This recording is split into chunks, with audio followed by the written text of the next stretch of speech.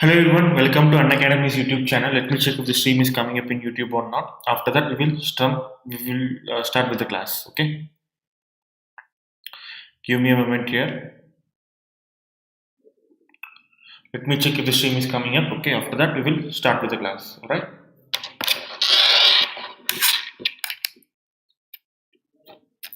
Channel. Let me check if the stream is coming up in YouTube or not. Okay, the stream is coming up in YouTube, everyone. So let's start with today's class. In today's class, we are going to look at local self-government. Okay, we will look at local self-government. Now, before going on to the class itself, let me give you a brief introduction about myself as well as about Unacademy.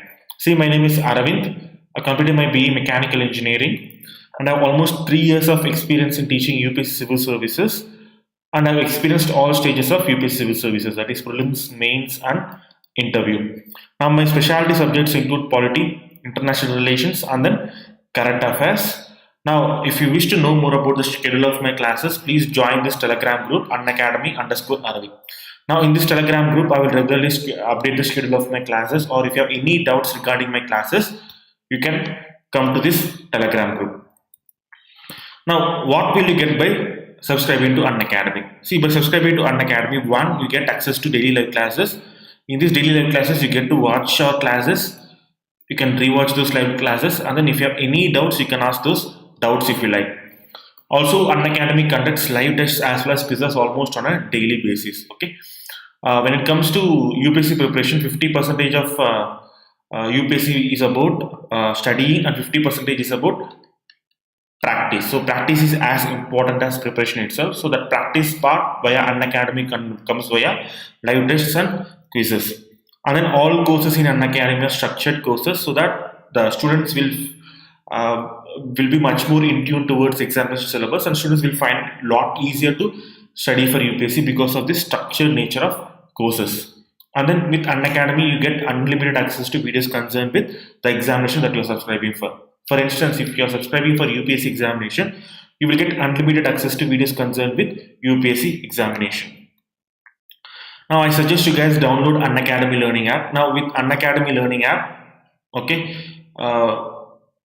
you can keep track of your learning goals, how much time you're spending with Unacademy, all these things. Not only that, if your favorite teacher is about to take class via Unacademy, you will get notifications via Unacademy Learning app. Now, and with Unacademy, you get access to hundreds of top educators. Now, hundreds of top educators, they will be teaching various subjects via Unacademy. So you'll have a lot of options to study from these educators. For instance, if you are studying polity from educator A and you're not satisfied with that educator, you can immediately switch over to another educator B who is teaching the same subject. Okay, so that's the advantage of having so many top educators with Unacademy. You can switch over to whichever educator you like. So that's a choice Unacademy provides you with. It is taking away the power from coaching institutions who get to decide who is going to teach you, and it is giving you the power of you get to decide whom you are learning from. Now, these are the amounts charged by Unacademy for subscription platform. Now, these are very, very less compared to any other coaching institution that you will find in India. Okay, on top of very paltry sum that Unacademy is charging you, if you are using my code Aravind V, you get 10% as offer as well. Okay. Now, even with Iconic platform, where you get some additional things like access to personal coach, daily mains question and answer practice, study planner, personalized feedback, even with all these extra features, if you're using my code Aravind V, you get 10% as offer. Alright. So guys, please don't forget to use my code Aravind V in case you are planning to subscribe for any of Unacademy's subscription platforms. Okay. So that's it, everyone. That's with introduction and promotion. Okay, let's move on to today's class, that is local self-government. Okay. What are the things that we'll be learning? One is we'll be learning the history of local self-government. What are the advantages of local self-government? And we will look at what are the various stages of development of local self-government in post-independence India, etc. So these are the three things that we will look in this video. Individual provisions of 73rd as well as 74th Constitutional Amendment Act I will discuss in another video. For this video, we will discuss in depth to the introduction of what is local self-government. Okay. Now, before going on to the topic itself, before going on to the history itself, first you have to understand what is the meaning of local self-government. First, you have to understand what is the meaning of local self-government. Excuse me, sorry for that. First, you have to understand the meaning of what is the meaning of the word local self-government. Okay. So first, for that, you have to understand each meaning of each individual word, local self and government from political sense. Okay. Now, what is the meaning of local? What is the meaning of self? What is the meaning of government? So you have to understand all the meanings of these three individual words. Then only you can hope to better understand what is local self-government. See here, Indian polity, not just Indian polity, polity of any country is divided into number of governments. Okay, those number of governments include central government. Below central government, there will be state government. Below state government, there will be district or city. Below state government, there will be district or city, taluk, and then village. Is that clear? In any polity, there will be. Sorry, here, wait here. I'll reduce the thickness.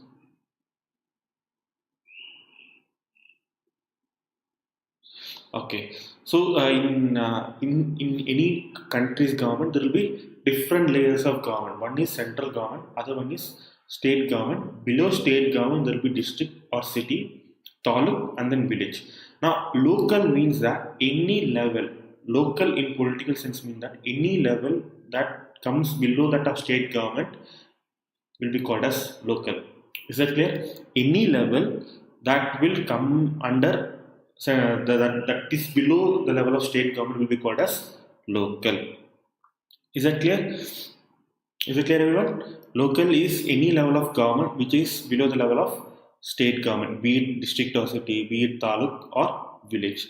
Now, if you look at government, as I mentioned in my previous videos, government, what is the definition of government? Any body which has three powers, that is executive, legislative, and judicial powers. Is it clear? Executive, legislative, judicial powers. If any body is having all these three powers, that body will be called as government. Now, similarly, under local self-government, what is the meaning of the word government? Government signifies an institution. Government signifies an institution which has executive, legislative, but in this case, instead of judicial powers, it should have financial powers. Is that clear? So, let's take a look at local meaning of local again. Local means any level of government below the level of state government. And what is the meaning of government? Any institution which has executive, legislative, as well as financial powers. Now, this is called as local government. Now, what is the meaning of self here in this local self government? What is the meaning of self? What is the literal meaning of self? What is the meaning of self? Self means independence. Is that clear? What is the meaning of self? Which means independence. What is the meaning of independence? In case of polity, people will elect their representatives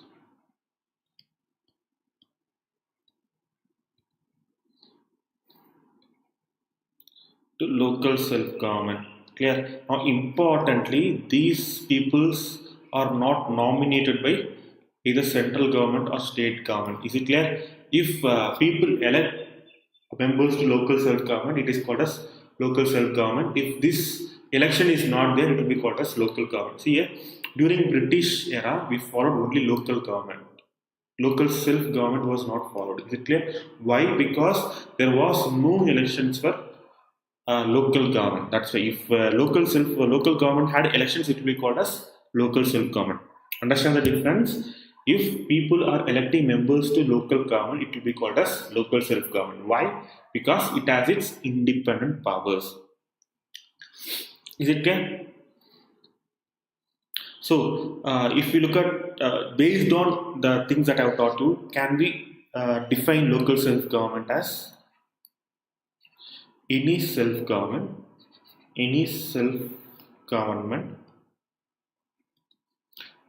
below the level of state government can be called as local self-government. So that's the definition of local self-government based on the things that I've taught you. Clear? Based on the interpretation of different meanings of the words local self as well as government. Okay? So this is the definition of local self-government. Any self-government, what is the meaning of self-government? Any government which has its own independent elections below the level of state government will be called as local self-government. Now, what are the advantages of having local self-government? What are the advantages of local self-government? That's the first thing we have to look at. See here.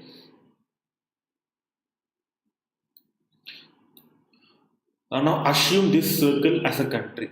Exactly, assume this circle as a country. Now this circle as state government and this circle as local self-government. Clear? Now, if a country has local self-government, what does it imply? Central government also can take decisions on their own. State government also can take decisions. Similarly, local self-government can also take decisions. Clear? So people will be voting for all these three levels of government. People will be voting for central government, people will be voting for state government, and people will also be voting for local self-government. So what does it facilitate? It facilitates the process called as democratic decentralization. Now, what is the concept of democratic decentralization? Now, imagine if there was no local self-government. So that if there is no local self-government, what will happen?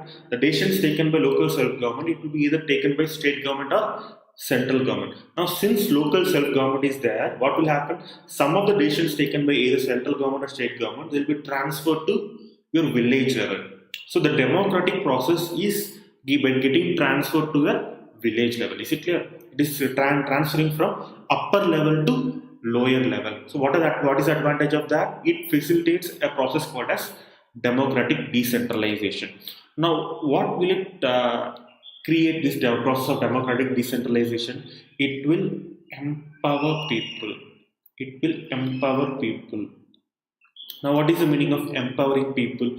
Because people will feel that they are a part of government decision making itself. So if some of the powers are getting transferred to local level, and what will happen? People can, with their own eyes, can see how the government is functioning. If some of the functions is getting transferred to panchayat with regards to construction of roads, construction of canals, all these things, panchayat decisions will be taken based on the majority within a particular village. So village people, they can directly see how their government is functioning, how the decisions taken by village levels is getting influenced by their own voting process. So it empowers people. So by empowering people, what will it create? It will reduce the tendency to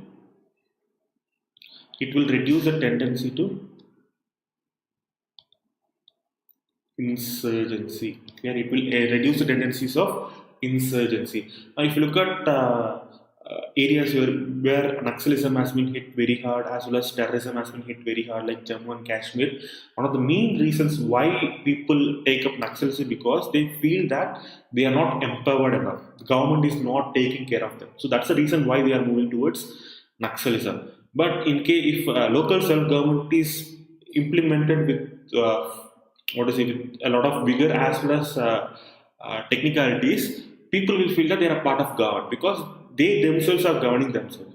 So the tendency to instigate against India will reduce. So that's the advantage of having democratic decentralization. Now the next one is accessibility to government will increase. Accessibility to government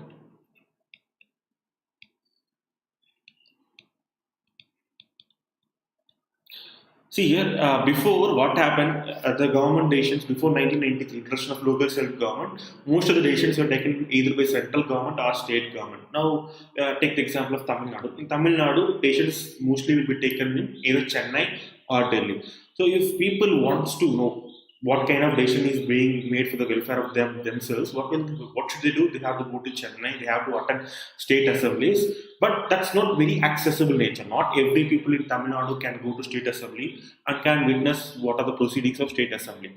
But in case of local self-government, they can witness in first hand how the decisions of the government is being made, how the government officials will take the decisions. So they can easily access the government levels and they can lodge their complaints if they have any kind of problems. For example, if they are having any dilapidated roads are in bad condition, they can easily access their panchayats and then they can file a complaint there. And the panchayat will process their complaint, and that person can, with his own eyes, can see how his complaint is being processed. And if he is not satisfied with that process, he can in the next 5 years or so, he can remove that particular village panchayat. Yeah, so that's another advantage of local self-government. Accessibility to government will increase. So by increasing accessibility, what will it create? Participation of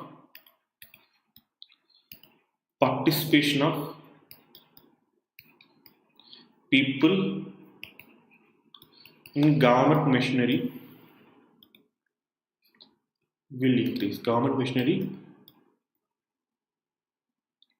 will increase. Clear? So if participation of people in government machinery is increasing, what will happen?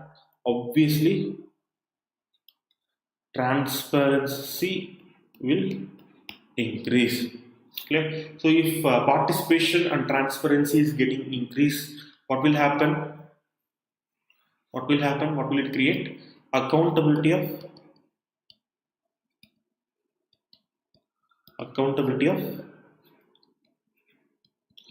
government to people will also increase. So government will be accountable to the people. Why? Because people are witnessing the decisions of government taken from the first hand itself. So if they are not happy with the decisions taken by the local self-government, they can immediately replace that particular local self-government. Okay. Now this is second advantage. Now let's take a look at third advantage. And now the third advantage with respect to local self-government is that it facilitates micro level planning. Now I'll give you one example for this. Now similar to before, assume this as India. This is state government. This is local self-government. Now, during planning commission, most of the plans were prepared by central government. Now, this plan was implemented uniformly throughout India, throughout all state governments as well as villages. Now, what will happen here? Demands of one local self-government is different from demand of another local self-government. Now, this local self-government will be lacking in infrastructure such as roads, hospitals, all these things. But this local self-government will be lacking in infrastructure such as canals, irrigation, all these things. Now the demands of each local self-government is different from each other. But if a plan is implemented from central government level, what will happen? All these villages will receive similar amount of funds for all the programs. So what will it create? It will create centralized planning. What will it create? Centralized plan. What will it create? Wastage of resources. Will happen, and non-efficient usage of money. Non-efficiency will also be created. But in case of if local self-government is given power to prepare their own plans, what will it happen? Local self-government, they will assess their needs of their village. They will assess needs. What do we need in this village? Yeah. Because they are the persons who are living in that village, they only themselves can better understand what are the needs of a particular village. So if they are preparing plans for that particular village, what will happen? First, real-time needs of the people will be addressed. Real-time needs of the people will be addressed. That's the first one. And because the amount being allocated for local self-government, they themselves are preparing the plans and people are participating much more compared to centralized planning. What will happen? resource utilization. Resource utilization will be efficient. Is that clear? By facilitating micro level planning, there are two main advantages. One is real-time needs of the people will be addressed in this micro level planning. The next one is resource utilization will be efficient because of that. Is that clear? Now let's move on to the next advantages. Now because the resource utilization is very efficient, what will happen? Efficiency in policy implementation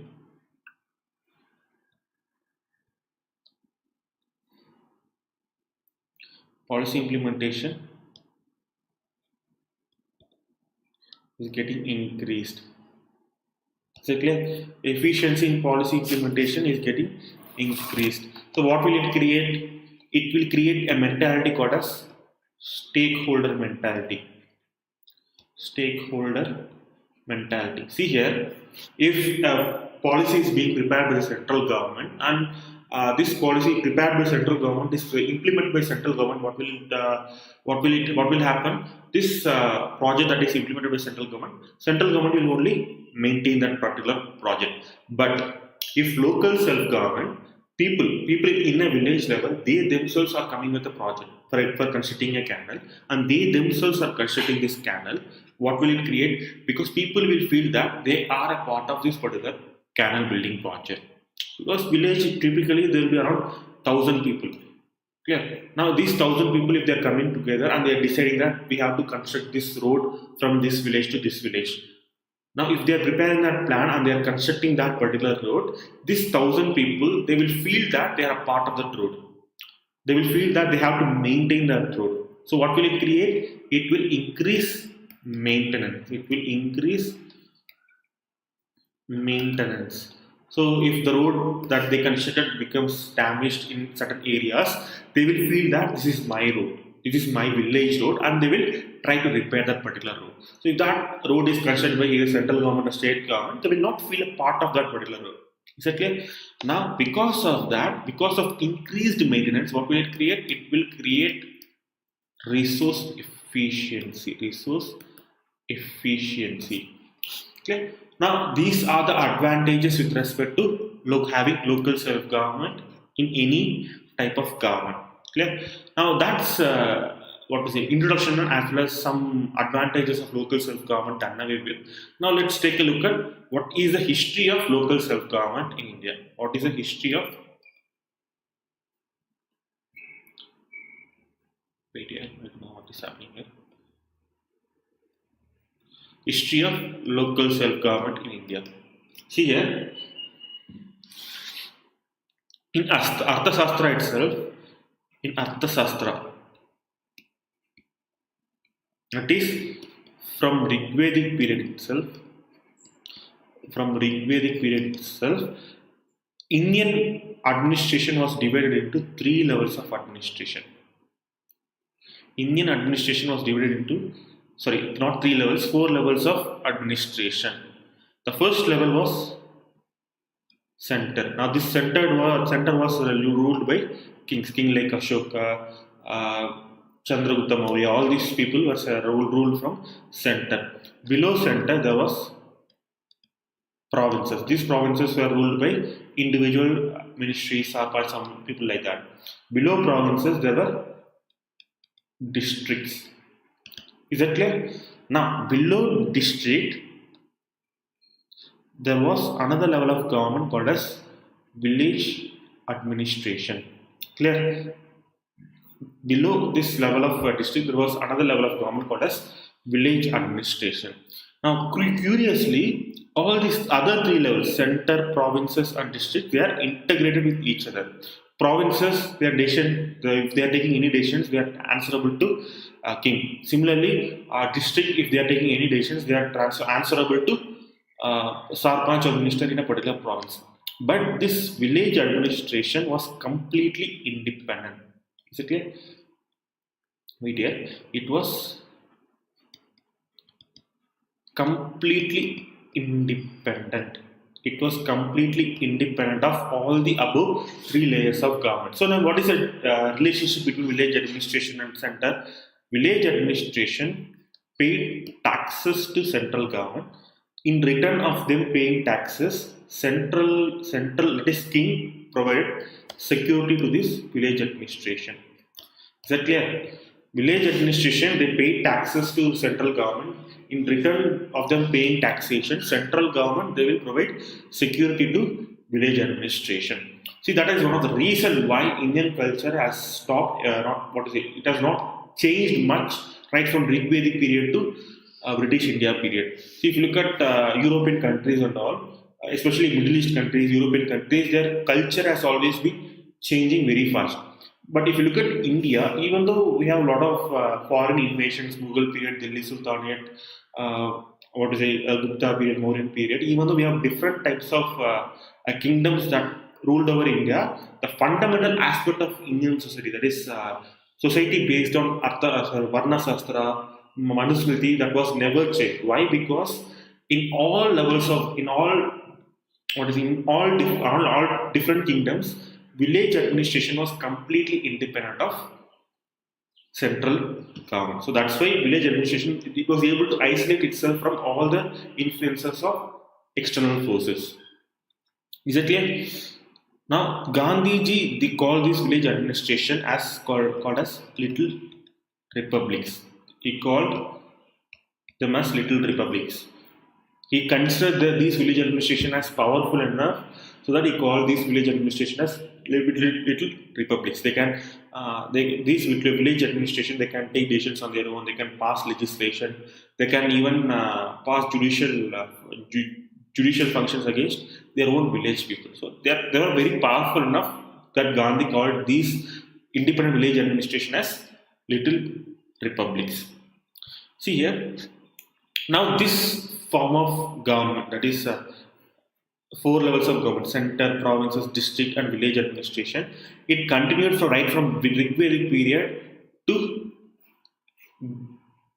until British period.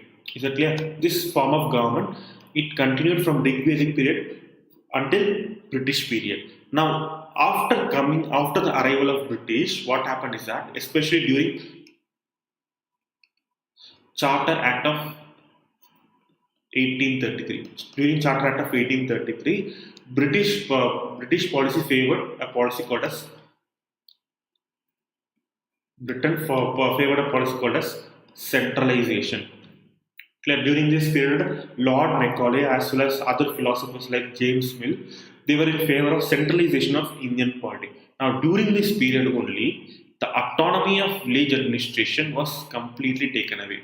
Till Charter Act of 1833, village administration was given complete autonomy. Now, after Charter Act of 1833, autonomy of village administration was completely taken away. Now, this was also one of the reason for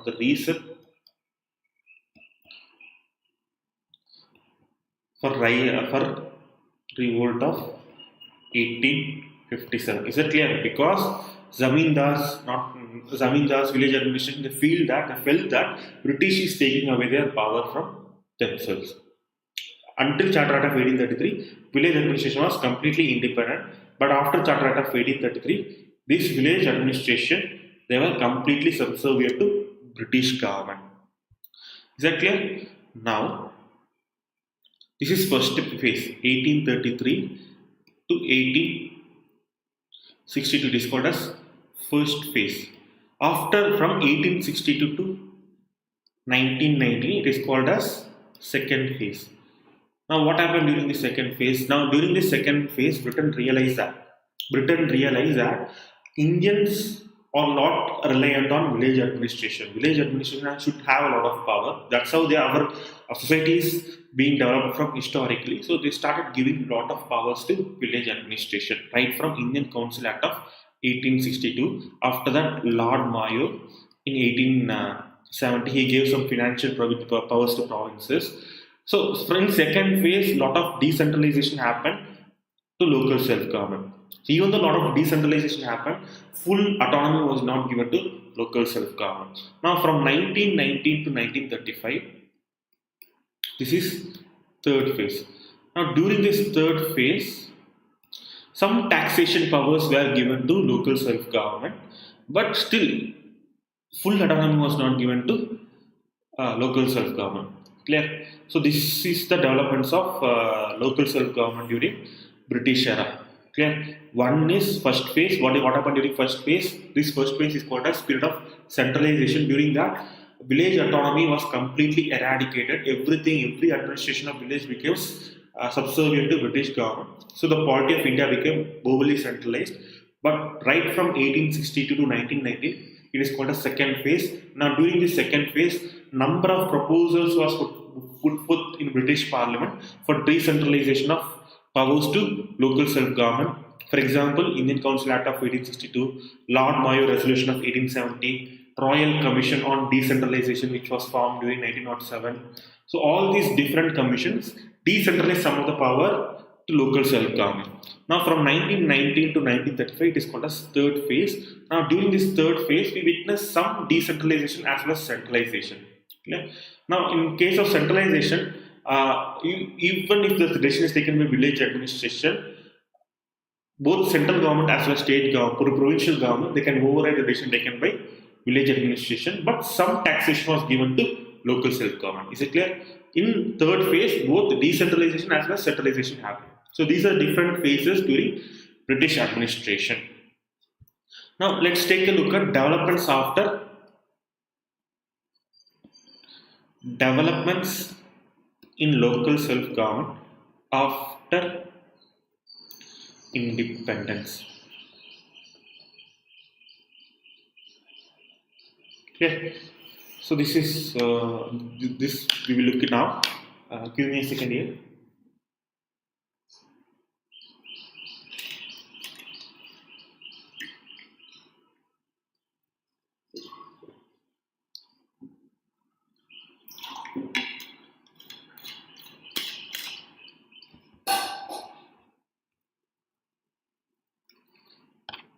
See here, in Constitution of India, originally in Constitution of India, local self-government, provision of local self-government was provided in Article 40, which is given in DPSP. So if you know something about DPSP, it means that this provision of local self-government is not compulsory upon Indian government. Indian government can implement local self-government or it cannot implement provisions of local self-government. Is that clear? Now, since it was included only in DPSP, after independence, India did not adopt local self-government. Now, what is the reason why India did not adopt local self-government? See here, who prepared Indian Constitution? Who prepared the draft of Indian Constitution? People like Nehru, Sardar Vallabhbhai Patel, B.R. Ambedkar. Now these people felt that industrialization will be the future of modern India. They felt that industrialization will be the future of modern India. Now, to sustain industrialization, they felt that village administration lacked sustainability. What is the meaning of the lack sustainability? They felt that Nehru, B.R. Ambedkar, they felt that local self-government, they did not have the know-how of establishing industries, how to run an industry. They know only about agriculture, but we have to move from agriculture society to industrialized society. If you want to make this transition, only by a centralized planning, only central government by imparting this know-how on state government as well as local self-government, we can achieve this process of industrializing Indian economy. So that's why they felt that village administration should not give autonomy, we should opt for centralized planning. Now, importantly, India was coming out of partition. Now, what happened during partition? There was a lot of religious violence. During partition. Now, because of this religious violence, they felt that the makers of Indian Constitution felt that villages are hotbed of communal politics. Villages are hotbed of communal politics. So, to preserve unity, they did not favor providing autonomy to village administration. Providing autonomy to village administration. They favored unity. Clear? During Constitution, India was coming out of partition. Because of partition, there was a lot of religious violence. Now, because of this religious violence, our constitution makers felt that village administration was hotbed of communal politics. So they favored unity of Indian government. So they did not provide for autonomy to village administration. And also, importantly, our constitution was prepared by a person called as B.R. Ambedkar. Clear? Now, if you look at B.R. Ambedkar's philosophy, it is fundamentally different to that of Gandhian philosophy. So, even though Gandhi favored village administration, since Constitution of India was prepared by B.R. Ambedkar, B.R. Ambedkar, based on his philosophy, did not favor local self-government. So, in what way their philosophies are different from each other? See here, Gandhiji viewed that developing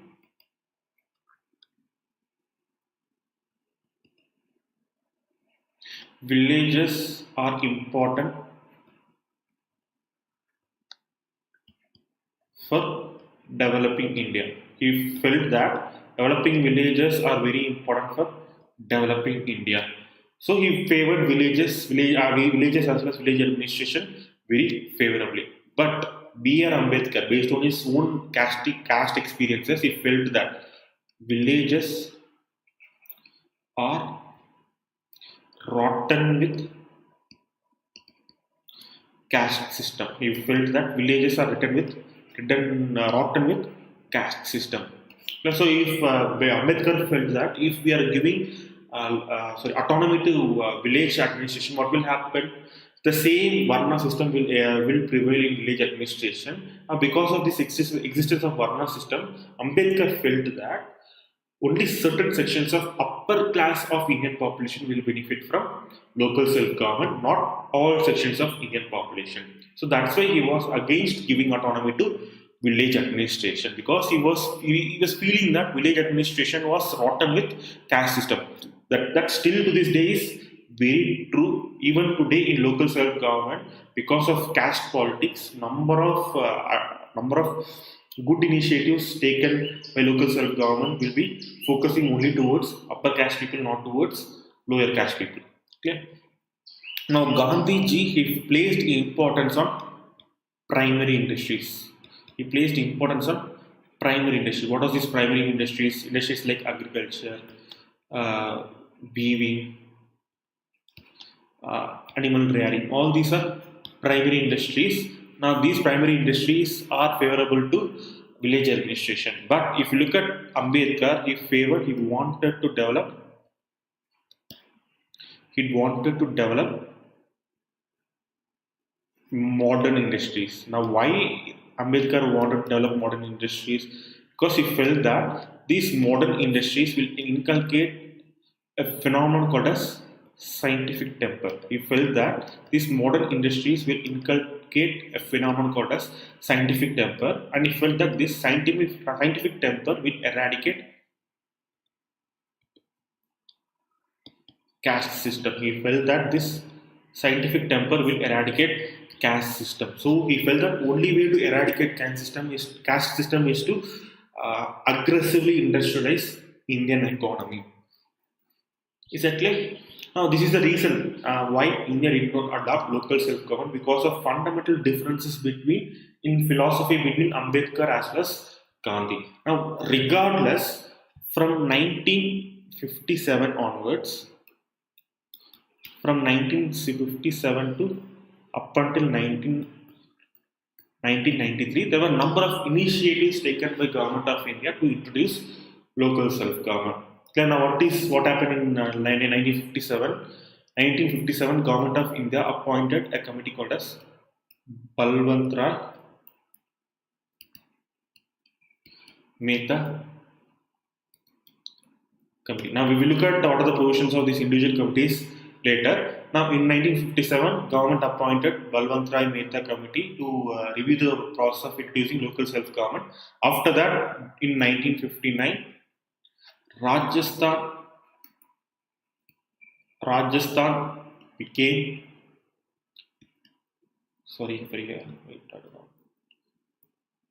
became the first state to adopt local self-government. Now Rajasthan implemented 3-tier local self-government. Now this was immediately followed by Andhra Pradesh. Andhra Pradesh immediately followed Rajasthan, and Andhra Pradesh also implemented local self-government. Is that clear? First, after post-independence, Balwantray Mehta Committee was appointed. After the Balwantray Mehta Committee was appointed, Rajasthan became the first state to adopt local self-government. After that, Ashok Mehta Committee was appointed. Ashok Mehta Committee was appointed. This was between the period of 1977 to 1978. After that, G.V.K. Rao Committee. This was appointed in 1985. And lastly, L.M. Singhvi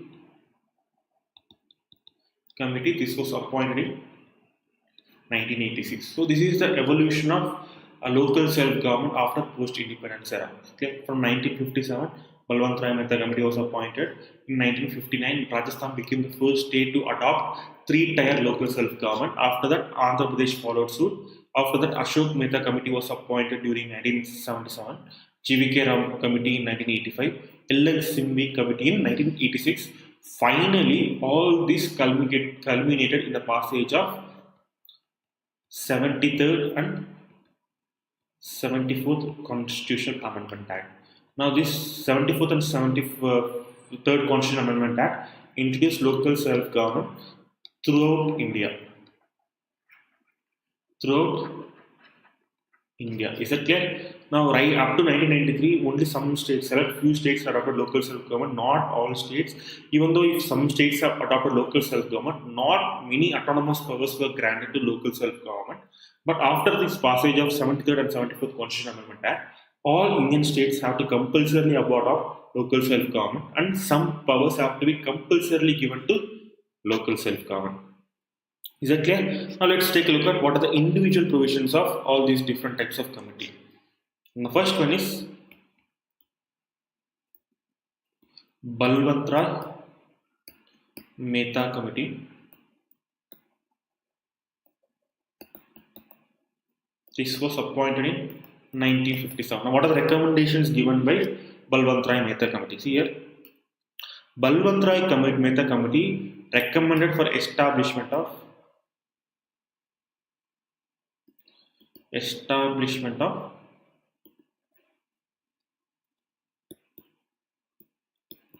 3-tier Panchayati Raj institution. Is that clear? He favored establishment of 3-tier Panchayati Raj institution, Jilla Parishad at district level, Panchayat Samiti at block level, and Panchayat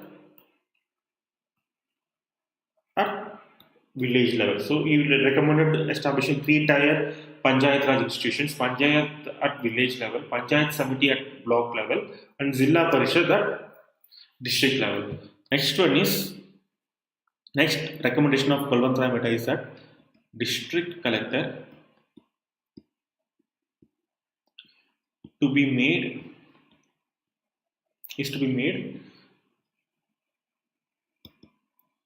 chairman of Jilla Parishad. Is that clear? The district collector is to be made chairman of Jilla Parishad, and according to Balwantray Mehta Committee, transfer of resources and power to local self-government should be ensured. Is that clear? So these are the three provisions given by Balwant Mehta Committee to central government. Now all these provisions were accepted by National Development Councils. All these provisions all these recommendations given by Balwant Committee was accepted by National Development Council. Now what is this National Development Council? It's a conference of all chief ministers of individual states. So all chief ministers accepted the proposals of Balwant Mehta Committee, but they were not implemented. Clear? Now after Balwant Mehta Committee, Ashok Mehta Committee was appointed. Ashok Mehta Committee was appointed. This was between the period 1977 to 1978. Now, Ashok Mehta Committee gave some recommendations saying that three-tier system to be replaced by two-tier system. Three-tier system is to be replaced by two-tier system. So instead of having Zilla Parishad, Panchayat Samiti and Panchayat, we will be having only Jilla Parishad and individual Panchayats. So intermediary level will be abolished. And political parties should participate,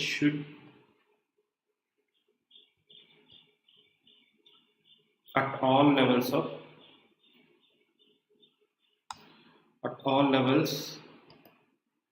in elections. Is that clear? Political parties should participate at all levels in the election, and compulsory taxation powers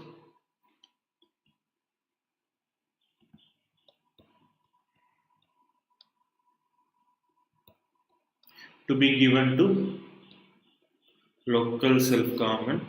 Clear? Zilla Parishad will be responsible for planning at state level.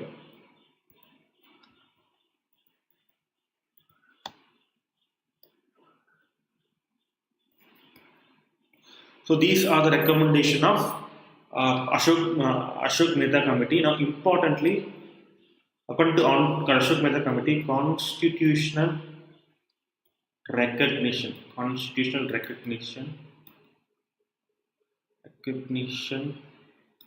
should be given to local self-government. So these are the recommendations given by Ashok Mehta Committee. Now if you look at GVK Rao Committee, these recommendations include like Zilla Parishad should be given prime importance,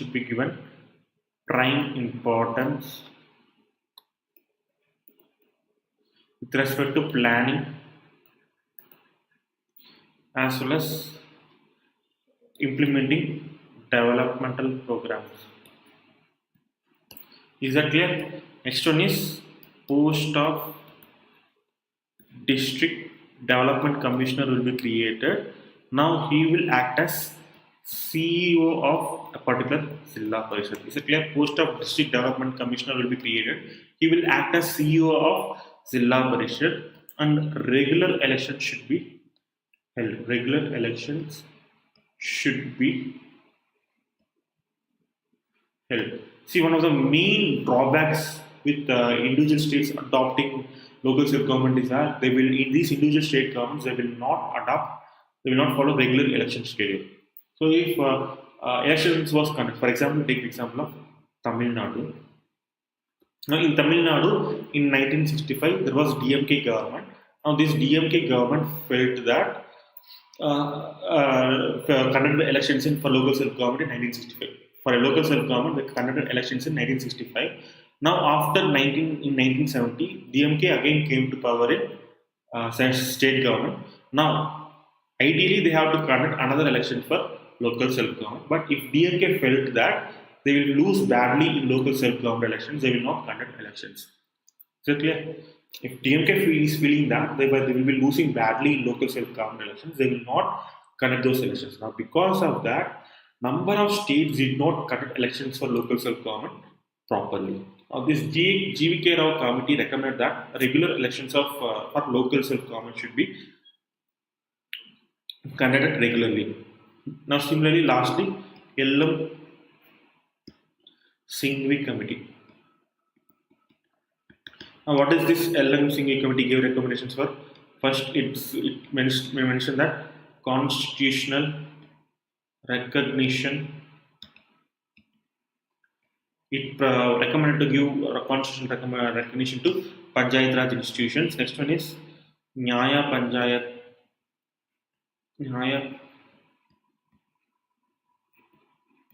Panchayats to be established. PTR to be established for cluster of villages.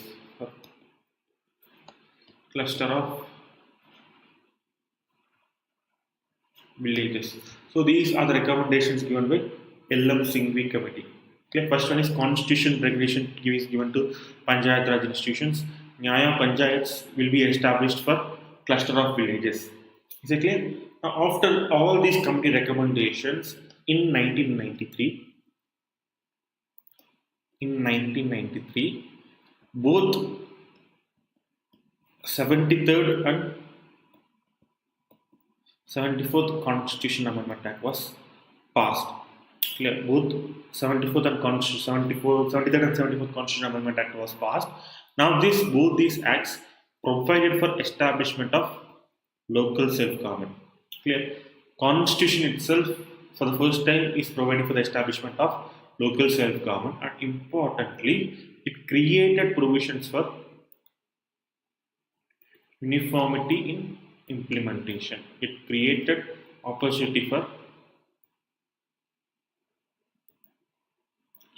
uniformity in implementation. So before this 73rd and 74th Constitution Amendment Act, one state will be following three-tier local self-government structure. States like West Bengal, they followed four-tier local self-government. States like Maharashtra, they followed two-tier local self-government. So all these different states, they were following different systems of local self-government. Now this was very confusing in nature. Now, to solve all those problems, the 73rd and 74th Constitution Amendment Act, it created a sense of uniformity in implementation throughout India. Clear? Now under this local self-government, here, in this local self-government, now under these two Constitution Amendment Acts, local self-government was created for both rural areas as well as urban areas. Is that clear? It was created both for rural areas as well as urban areas. Rural areas, it was created by 73rd Constitution Amendment Act. For urban areas, it was created by 74th Constitution Amendment Act. Is it clear? Now, local self-government for rural areas, it was called as Panchayati Raj. Local self-government for rural areas, it was called as Panchayati Raj. Now, local self-government for urban areas, it is called as Nagar Palika. Is it clear? Local self-government for rural areas, it was called as Panchayati Raj. Local self-government for urban areas, it is called as Nagar Palika. Now, in our next class, we will discuss both these 73rd Constitution Amendment Act as well as 74th Constitution Amendment Act. So that's it for today's class. If you have any doubts regarding today's class, you can ask in the comment section, or right now you can ask in the chat section. I'll try to answer those in the chat section. You can now, if you have any doubts so far, you can ask in the chat section. Next class, I will teach both 73rd as well as 74th Constitution Amendment Act. So if you have any doubts so far, you can ask in the comment section, or you can ask in the live chat section. I'll give you 2 minutes for that. If you're not asking any doubts, I will end this stream.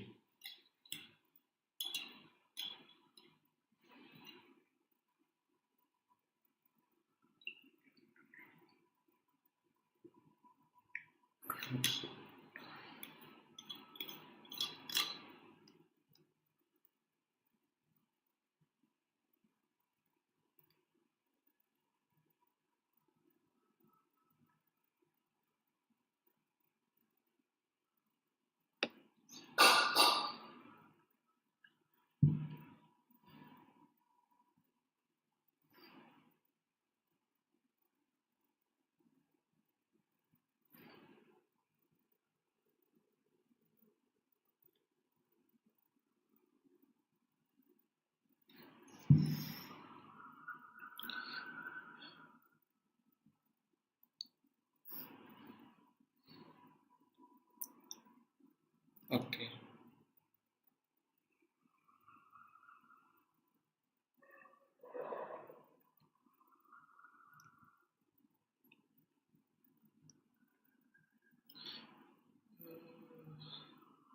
Now, since no one is asking any doubts, I'll end this session, everyone. Thank you for attending this session, and do follow my next class on local self-government. Now, apart from local self-government, I also take classes on current affairs, which are important for the upcoming prelims examination. So, do follow Unacademy's YouTube channel in case you don't want to miss all those sessions. Okay. Now, wait here.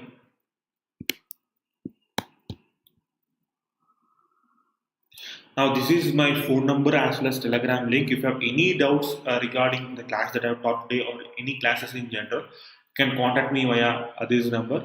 And lastly, don't forget to use my code Aravind V in case you wish to subscribe to Unacademy's platform, and don't forget to subscribe to Unacademy's YouTube channel as well. So thank you everyone. Very goodbye. Let's see you on next class. Now, importantly, tomorrow I'll be conducting a mock test. So please, tomorrow's mock test will be on 2:30. We talked about in 1993, a government of India introduced new two amendments called as 73rd Constitution Amendment Act and 74th Constitution Amendment Act. Now, in this class, we will discuss 73rd Constitution Amendment Act. See here, this 73rd. In 1983, it introduced 73rd Constitution Amendment Act and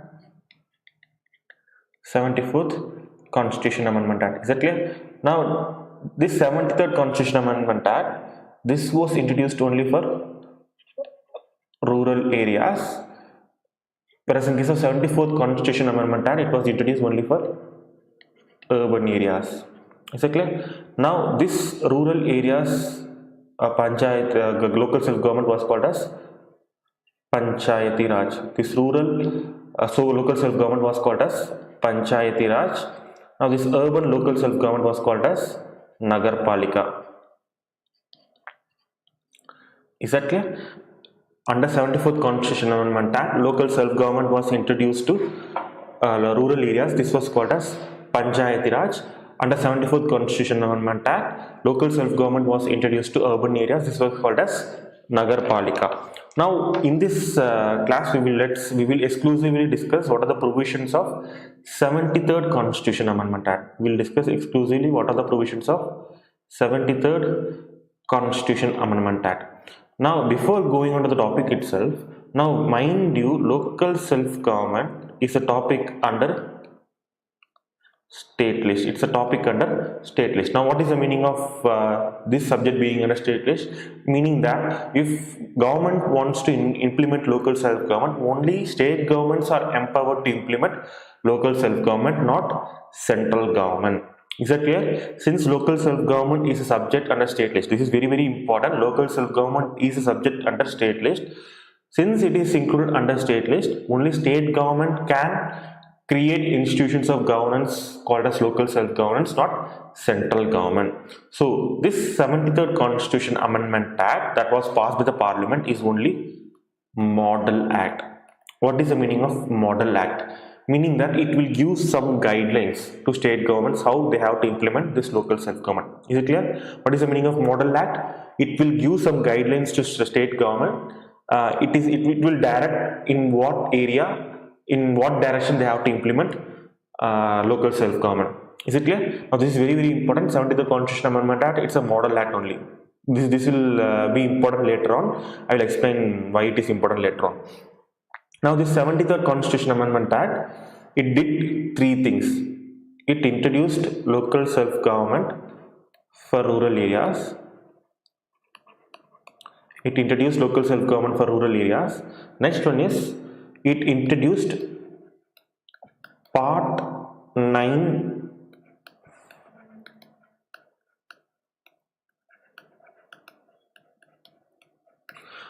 clear. It amended the constitution to introduce Part 9. Under this Part 9, there were number of articles from Article 243 to Article 243O. Clear. Now, the third provision was inserted called as Schedule 11. Clear. A new schedule was added after the before 73rd and 74th Constitution Amendment Act. There were only 10 schedules.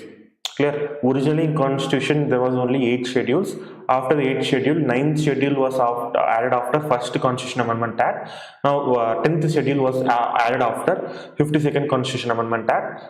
11th schedule was added after 73rd Constitution Amendment Act. Okay. Now under Schedule 9, they included 29 functional items. They included 29 functional items.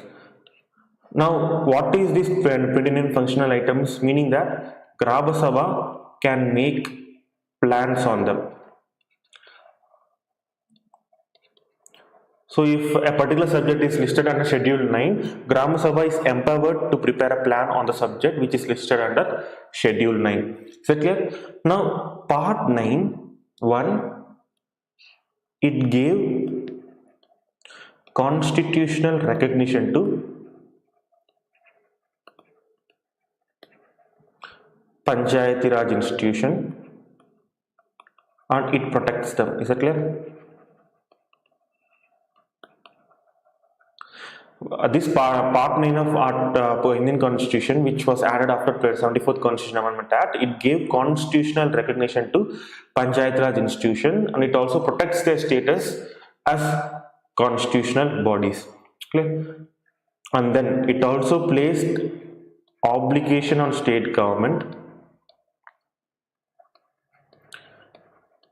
to create Panchayati Raj institutions, within 1 year. Is that clear? So Part 9 of Indian Constitution, which was introduced after 73rd Constitution Amendment Act, it did basically two things. First, it gave recognition to Panchayat Raj institution. It also protects the status of this constitutional protection given to Panchayat Raj institution. Now it also places obligation on state government to create Panchayat Raj institution within 1 year. Now this is very important because, as I mentioned before, this 73rd Constitution Amendment Act, it is only a model act. It is a direction given by central government to state government saying that state government has to implement local self-government in rural areas. So this is very, very important. Now under Part 9, under Part 9 of Indian Constitution, there were two types of provisions. Mandatory provisions, voluntary provisions. Is that clear? There are two types of provisions, mandatory provisions and then voluntary provisions. Nikita, very good evening Nikita. I hope you had a wonderful day. See here, as I mentioned before, this Constitution Amendment Act, it's only a model act. It's not implemented right away. State government has to implement them. Now, state government, when they are implementing this 73rd Constitution Amendment Act, they have to compulsorily implement certain provisions, but they can either implement or not implement certain voluntary provisions. Is that clear? What are the things that are mentioned in mandatory provisions? State government have to compulsorily implement them. Now, the items that are listed under voluntary provisions, state government can either implement them or not implement them. So that's the reasoning behind introducing mandatory provisions and voluntary provisions. Now, the reason why mandatory provisions was introduced, mainly for introducing uniformity of implementation of local self-government. The reason why mandatory provisions was introduced is because to introduce uniformity of implementation throughout India when it comes to local self-government. Now, what are the provisions which come under mandatory provision? First one is 3-tier Panchayat Raj institution. Next one is Gram Sabha election, reservation,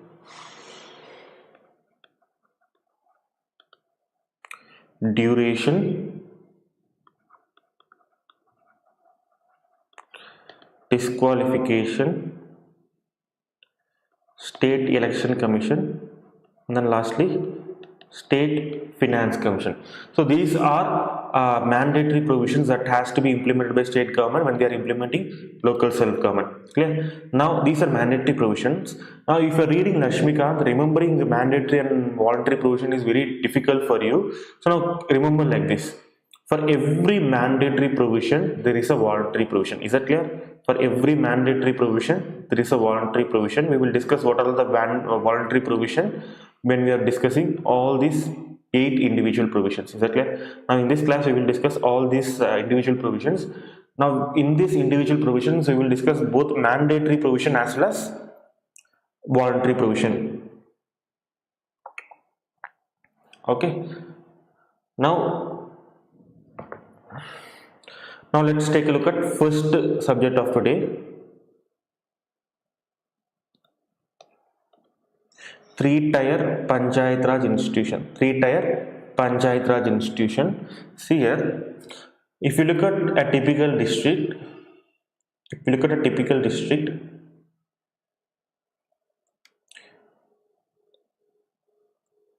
there will be a district. Clear? There will be a district. There will be taluk, and then lastly there will be a village. Now what do you mean by what do you mean by this the district, taluk and village? Now in 3-tier PRI there will be Panchayat Raj institution for all the levels. Is that clear? In 3-tier PRI there will be Panchayat Raj institution for all the levels. Now in district level the Panchayat Raj institution is Zilla Parishad. Is that clear? In district level the Panchayat Raj institution is Jilla Parishad. In taluk level the Panchayat Raj institution is Panchayat Samiti. In village level the Panchayat Raj institution is Gram Sabha. Is that clear? For every level of the government, for every level of the district, there will be a Panchayat Raj institution. That's why in India we have 3-tier Panchayat Raj institution. Now when we talk about district, mind you, we are talking about census district. Clear? When we are talking about district, when we are talking about taluk, when we are talking about villages, we are talking about census villages. Is that clear? Now importantly, all these 3 different levels of Panchayat Raj institution for rural areas, they are hierarchically linked. They are hierarchically linked. What is the meaning of hierarchically linked? Panchayat Samiti, they will work under Zilla Parishad. Grama Sabha, it works under Panchayat Samiti. Is that clear? That's the meaning of hierarchically linked. Panchayat Samiti, it will work under Zilla Parishad. Grama Sabha, it will work under Panchayat Samiti. That's the meaning of hierarchically linked. Now in case of all these 3-tier PRIs, we are talking about district, taluk and village.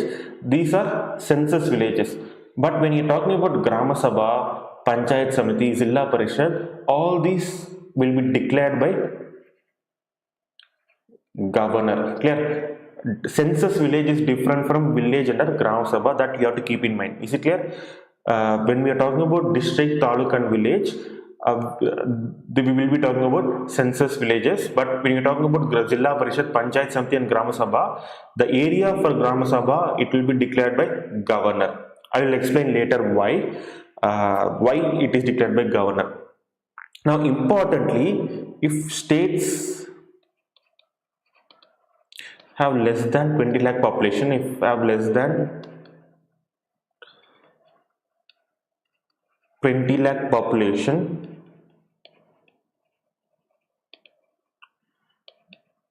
they can skip Panchayat Samiti level. Is that clear? If states have less than 20 lakh population, they can skip Panchayat Samiti level. They can skip intermediary level. Now, Siddharth, it will take this lecture and another lecture to finish local self-government, Siddharth. Okay. Now, this is the first provision under 73rd Constitution Amendment Act that we have discussed. Is it clear? Now, let's take a look at another provision for today, that is Gram Sabha. Gram Sabha. Is it clear? We will look at Gram Sabha. See here, Gram Sabha is the foundation of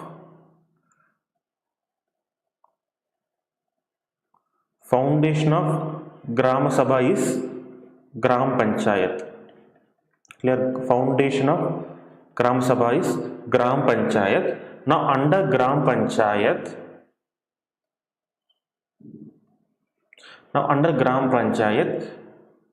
it can have one village or two or more villages. Gram Panchayat, it can have one census village or two or more census village. Clear? It can have one village or two or more villages.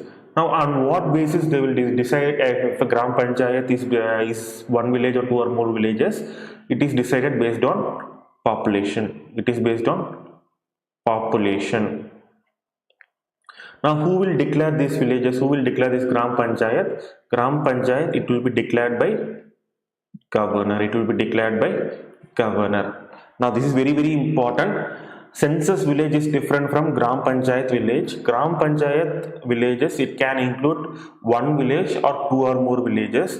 How will they decide how many number of villages will be included in the Gram Panchayat? It will be decided based on population. And who will decide, who will demarcate this Gram Panchayat? It will be demarcated by governor. Clear? Now, Gram Panchayat is a collective of villages. Gram Panchayat, it's a collective of villages.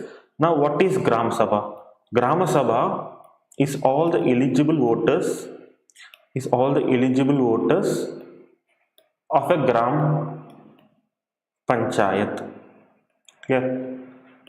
Gram Sabha is it includes all the eligible voters who will come under Gram Panchayat. So, what does it say? What can we deduce from this?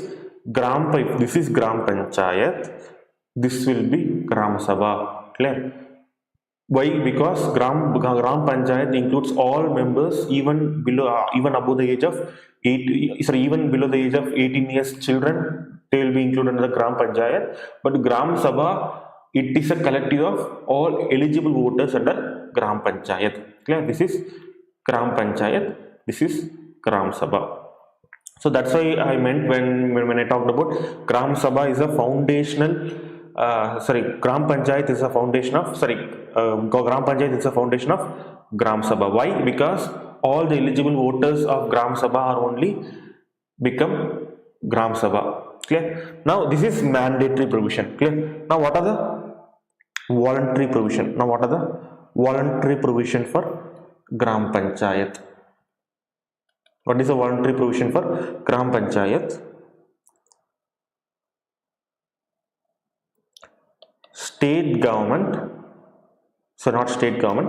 State legislature can devolve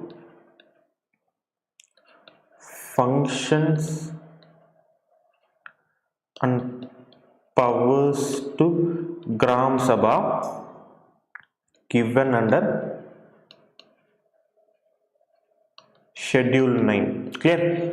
As I mentioned before, there are three things introduced by Part 9. There are three things introduced by 73rd Constitution Amendment Act. One was Schedule 9. Under Schedule 9, it included number of subjects. How many subjects? 29 functional items. Now, state legislature can give some powers to Gram Sabha to make plans on some of the items mentioned under Schedule 9. Is that clear? So that is a voluntary provision. This is a mandatory provision that all state governments should have three-tier panchayat Raj institution where Gram Panchayat is the lowermost unit. Now, what is Gram Panchayat? It includes one village or two more villages based on population, and this Gram Panchayat boundary will be declared by governor. And what is Gram Sabha? All eligible voters of a Gram Panchayat will be coming under Gram Sabha. Now, this is compulsory provision. Now, what is a voluntary provision under Gram Sabha? State legislature can devolve functional powers to Gram Sabha, which are given in 9th schedule of Indian Constitution. Is it clear? Now, next provision is with regards, next mandatory provision with regards to Panchayat Raj institution is elections. Is it clear? Elections. Now, in every level, what is every level? We are talking about three levels here: Gram Sabha, Panchayat Samiti, and then Zilla Parishad. In every level, there is one chairperson and some members. In every level, there is one chairperson and some members. Is that clear? In every level, there is one chairperson and some members. Now, when we talk about members, members for Gram Sabha, members for Panchayat Samiti, and members of Zilla Parishad, all these members are directly elected. They are directly elected by the people. Now, when we talk about chairperson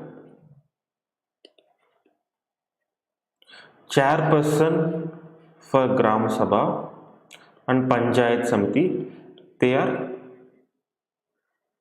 directly elected. Clear? Members of all three levels are directly elected. Chairperson of Gram Sabha and Panchayat Samiti, they are also directly elected. But the chairperson of Zilla Parishad, he can be either directly elected or indirectly elected. Is it clear? You can either be directly elected or indirectly elected. That is very, very important. Now, this is a mandatory provision. This one is a voluntary provision, because state government has a choice of introducing direct election or indirect election. For example, in Tamil Nadu, chairperson of Zilla Parishad is directly elected, not indirectly elected. For example, in Rajasthan, they are indirectly elected, not directly elected. So every state will have different election procedure for Zilla Parishad chairman. This is a voluntary provision, but all the others are mandatory provision. Is that clear? Now, how are members to Panchayat Samiti and Zilla Parishad elected? See here, if this is a district, governor will divide this district into number of wards. Clear? He will divide this number of districts in a particular district into number of wards. Now, how will he divide this number of wards? He will divide based on population. Now, this one ward will elect one member to Panchayat Samiti, and this one ward will elect one member to Panchayat Samiti. Now, similarly, this is a Panchayat Samiti election. Similarly, for one district, governor will also divide into wards. Now, under this, they will elect for Zilla Parishad members. So, one ward will elect for one member, another ward will elect for one member, third ward will elect for one member. Clear? So, this is how our this is how our members for Panchayat Samiti and Zilla Parishad elected. Clear?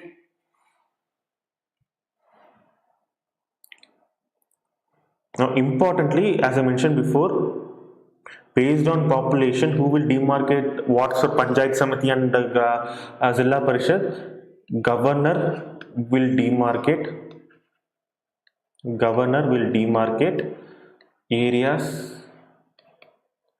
for Panchayat Samiti and Zilla Parishad and Gram Sabha. Basically, this is very, very important. All the areas for all three levels, area will be demarcated by governor. Clear? Now, if you look at the composition of PRI,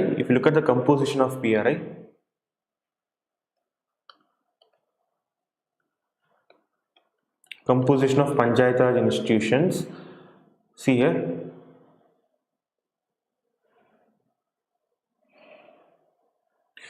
In a PRI, there will be a chairperson. In all levels of PRI, there will be a chairperson. Under chairperson, there will be elected members. There will be elected members, and then there will also be nominated members. There will also be nominated members. Now, importantly, these nominated members, they are present only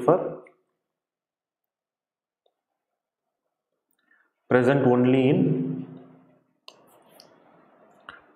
Panchayat Samiti and Zilla Parishad, not in Gram Sabha. Clear? These nominated members, they are included only in Panchayat Samiti and Zilla Parishad, not in Gram Sabha. This is very, very, very, very important. Clear? Now, who are all these nominated members? These nominated members are special representatives. Special representatives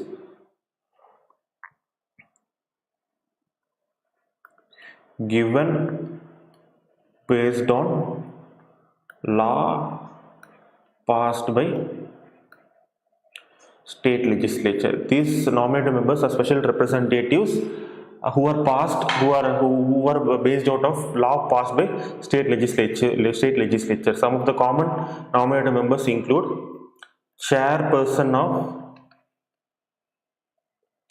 Gram Sabha in Panchayat Samiti. So chairpersons of all Gram Sabha, they are nominated members in Panchayat Samiti. Similarly, chairperson of Panchayat Samiti, they are nominated members in Zilla Parishad. Clear? It is as I mentioned before, all these three levels are hierarchically linked. What is the meaning of hierarchically linked? Chairperson of Gram Sabha, they are nominated members in Panchayat Samiti. Similarly, chairperson of Panchayat Samiti, they are nominated members of Zilla Parishad. And importantly, these nominated members will include MLAs, MLCs, and then MPs. Is it clear? These nominated members will include MLAs, MLCs, and MPs. So this is the composition of a typical PRI. Now, if you have any doubt so far, you can ask in the live chat session, everyone. If you have any doubt so far, you can ask in the live chat session. I will repeat again.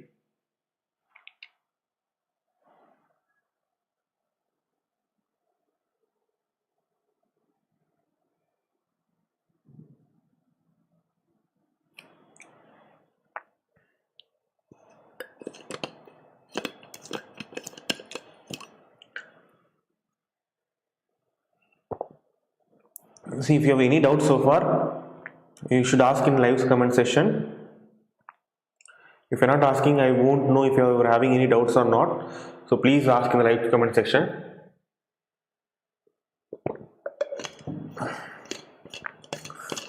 Now, so far we have discussed the composition of PRI. Now, what is the composition of PRI? Composition of PRI includes chairperson and members. Now, in these members, there are two types of members: elected members and nominated members. Elected members, they are directly elected by the people.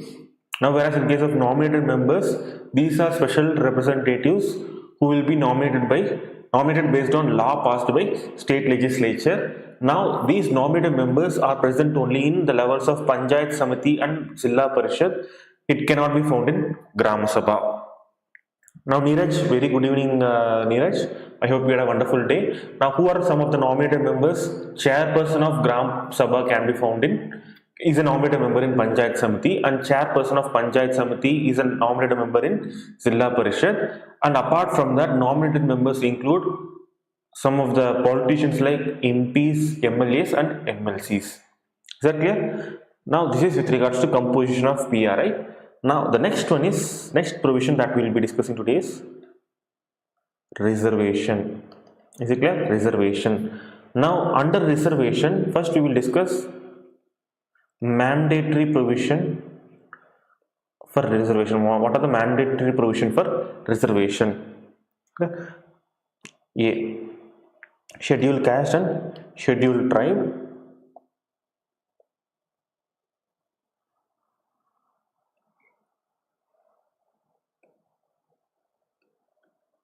members in Gram Sabha level, in Panchayat Samiti level, in Zilla Parishad level, as well as chairperson in Gram Sabha level, in Panchayat Samiti level, in Zilla Parishad level. All this is based on all the reservation provided to scheduled caste and scheduled tribe is proportion to population of scheduled caste and scheduled tribe. They should proportion to population of scheduled caste and scheduled tribe. So based on the proportion of scheduled caste and scheduled tribe, reservation in members as well as chairperson will be given to scheduled caste and scheduled tribe. This is a mandatory provision here. Now this is for one section. Now for women, what are the provisions of women reservation for members in Gram Sabha level, members in Panchayat Samiti level, members in Zilla Parishad level, and chairperson in Gram Sabha level, Panchayat Samiti level, and Zilla Parishad level. Now in all these level, the reservation is 33%. 33% of seats are reserved for women. Is it clear? 33% of seats are reserved for women in all the stages for women section. Now this is mandatory provision. Is it clear? This is mandatory provision. Now importantly, this 33% reservation can be increased to 50%. Can be increased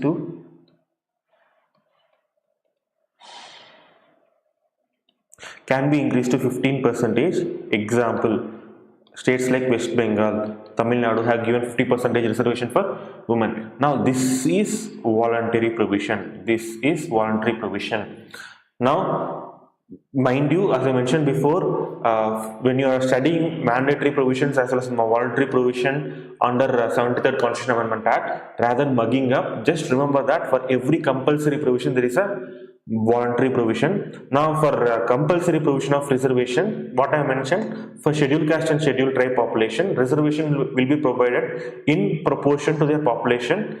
But in case of women, 33% of seats are reserved for women. This is mandatory provision. Every state has to give 33% reservation.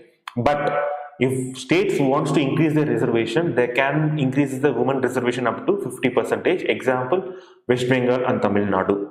Is it clear? Now this is a voluntary provision. Apart from that, state also can reserve seats for other backward classes. Other than increasing reservation for women population up to 50%, there is another voluntary provision wherein state legislature can reserve seats for other backward classes and also can also give special representation for Anglo-Indians. Clear? Now up to this is mandatory provisions under reservation. All these three provisions, they are all considered as voluntary provision. Is it clear? All these are considered as voluntary provision. What are the voluntary provisions? Women reservation being increased to 50%, reservation of seats for other backward classes, special representation for Anglo-Indians. Is it clear? This is very, very important. Now when we are talking about reservation in Panchayat Raj institution, you have to keep in mind there is a reservation within reservation. There is a reservation within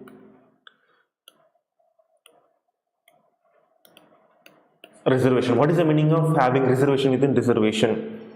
See here, if there are 100 members to a Panchayat Samiti, if there are 100 members to a Panchayat Samiti, now in a particular state legislature, there is 20% reservation for scheduled caste and scheduled tribe, and there is 33% reservation to women population. Now, how will it be divided? Now, these 100 members, 80 members will be general, The next 20 members will be scheduled caste and scheduled tribe. Now out of these 20 members, if 33% reservation is given to women, almost almost 13 seats will be given to men. So 13 seats will be general, around 7 seats will be reserved for women. Is it clear? Is it clear? This is the meaning of reservation within reservation. If 20% reservation is given to scheduled caste and scheduled tribe population, and 33% reservation is given to women population, how will they demarcate? 80 members will be given for general people, 20 members will be reserved for scheduled caste and scheduled tribe population. Now within this reservation itself, seats will be divided between general population and women population. 13 seats will be given to either women, male or female, but compulsorily 7 seats are reserved for women. Now within this 80 seats itself, almost 50 seats are reserved for, that is 2/3. 2/3 into 80, how much will it come? 160 divided by, around 54 seats they will be reserved for general category, and around 26 seats it will be given to women. This is the meaning of reservation within reservation. Hello Ramkumar. Clear? This is the meaning of having reservation within reservation. Now the next provision that we have to remember regarding reservation is that reservation for SC ST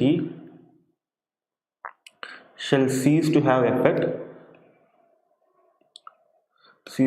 effect on the date specified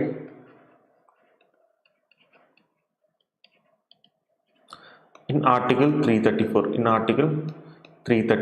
Now what is Article 334? Article 334 deals with reservation that has to be provided by Government of India to scheduled caste and scheduled tribe. Now in this Article 334, which was originally introduced in the Constitution, it introduces a cut-off date wherein reservation will end. Now the original cut-off date was 1965, but that reservation date was amended later on to keep on extending. Now right now the actual deadline was 2020, but recently the government amended this Article 334 to increase the cut-off date to even further. Recently they have amended this article so that the cut-off date was moved from 2020 to future date. Is that clear? Now what is this Article 334? Now Article 334, it's a temporary provision. Now this Article 334, it provides reservation for scheduled caste and scheduled tribe in Lok Sabha and State Legislative Assembly. Is it clear? What is the purpose of Article 334? It introduced reservation for scheduled caste and scheduled tribe in Lok Sabha and State Legislative Assembly, and it also gives special representation for Anglo-Indians in Lok Sabha and State Legislative Assembly. Is it clear? Article 334, it gives reservation for scheduled caste and scheduled tribe in Lok Sabha and State Legislative Assembly, and it also gives special representation for Anglo-Indians in Lok Sabha and State Legislative Assembly. So this is with regards to Article 334. Now if you have any doubts so far, you please ask in the comment section, everyone. Please ask in the comment section, everyone. If you have any doubts so far, please ask in the comment section. I'll give you 1 minute for that.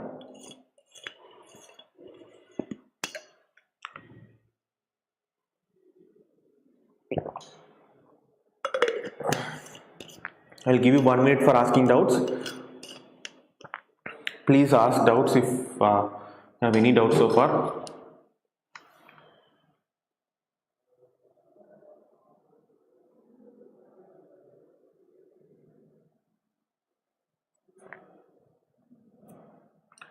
Okay.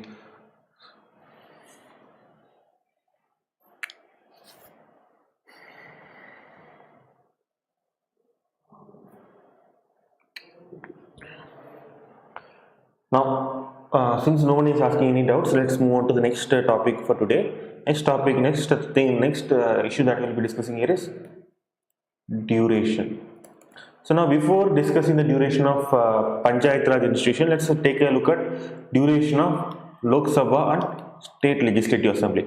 Now what is the duration of Lok Sabha and State Legislative Assembly? The duration of these two bodies is for 5 years. Duration of these two bodies is for 5 years. Now within this 5 years, in third year, State Legislative Assembly was dissolved. State Legislative Assembly was dissolved. Yeah. Now, because of this dissolution, new election was carried out. Now, after this new election was carried out, what is the remaining term for this newly constituted Legislative Assembly? It will continue for another 5 years. It will continue for another 5 years. Is it clear? It will continue for another 5 years. Now, but in case of Panchayat Raj institution, now this is a mandatory provision. This is a mandatory provision for local self-government. The duration of Panchayat Raj institution is for 5 years. Duration of Panchayat Raj institution is for 5 years. But in case of dissolution, in the midway point, the newly constituted PRI will continue only for remaining term. In case of dissolution,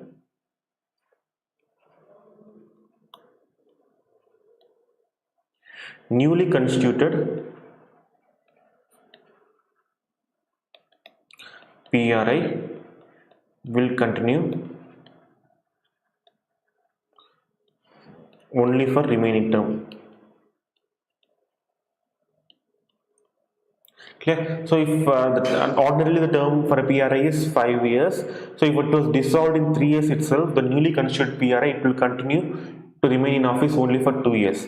Now why was this provision introduced in local self-government? Why not this newly constituted PRI continue for another 5 years? Now I'll give you an example. Now take the example of the state of Maharashtra. Okay. Now in Maharashtra right now Congress is in government. Right now Congress is in government. Now when Congress government, they will be remaining in power for almost 5 years. Is it correct? Now the Panchayat Raj election, it is due to be conducted in third year of their government. Clear? After this Congress government coming into power, this Panchayat Raj election is due to be conducted after in third year. More often than not, it will be conducted immediately after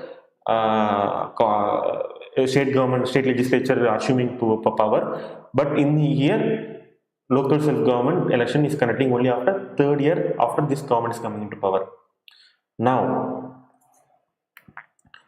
before the expiry of this their term, that is before the expiry of 5th year, after 5th year what will happen? New elections will be conducted for state legislative assembly. Now Congress government feels that they are going to lose in this state legislative assembly. Now if Congress government is losing the state legislative assembly elections, what will happen? They will also lose their Panchayat Raj election, because Panchayat Raj elections, it will mostly follow the trends set by state legislative assembly elections. So they will feel that they will also lose Panchayat Raj elections. So what they can do is that they will prematurely dissolve local self-government. They will prematurely dissolve Panchayat Raj institution so that they are maintaining majority in Panchayat Raj institution. Now if this newly constituted Panchayat Raj institution was allowed to continue for another 5 years, what will happen? The newly constituted government in state government, what will it think? It will think that this Panchayat Raj institution is not the representation of will of the people, so they will again dissolve Panchayat Raj institution. So it will lead to frequent dissolutions. If newly constituted Panchayat Raj institution is allowed to continue on for another 5 years, it will lead to frequent dissolutions by state legislature. So that's why the newly constituted Panchayat Raj institution, in case of dissolution, it will continue only for the remaining years, not for another 5 years. Now this is mandatory provision. Now there is a voluntary provision for duration. This is voluntary provision for duration. Now what is the voluntary provision? State legislature has the power to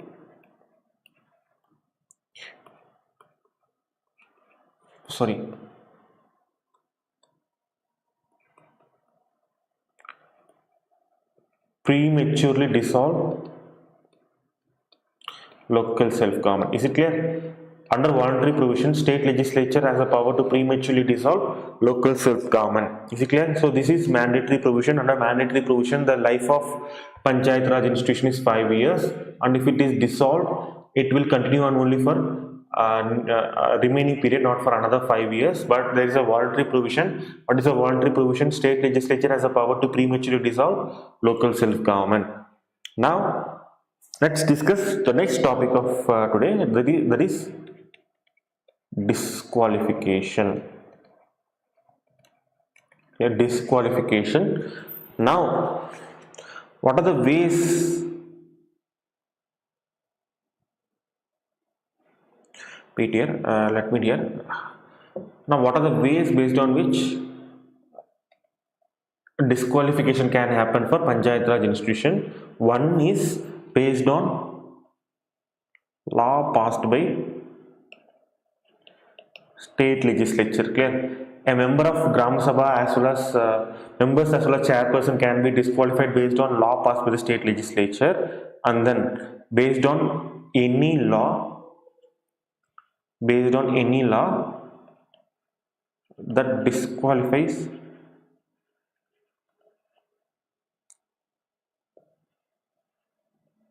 election to state legislative assembly except for 25 years of age. Is it clear? So any law which disqualifies an election to state legislative assembly, it also applies to Gram Sabha elections, but one provision will not apply. What is the provision? The provision of age. In case of Gram Sabha election, members 21 years, people who are above the age of 21 can participate in the election of Gram Sabha, but in case of state legislative assembly, people only who are above the age of 25, they can participate in that election. So except that provision, all the other provisions will apply. All the other disqualifying provisions that is applicable to state legislative assembly, it also applies to Gram Sabha. Clear?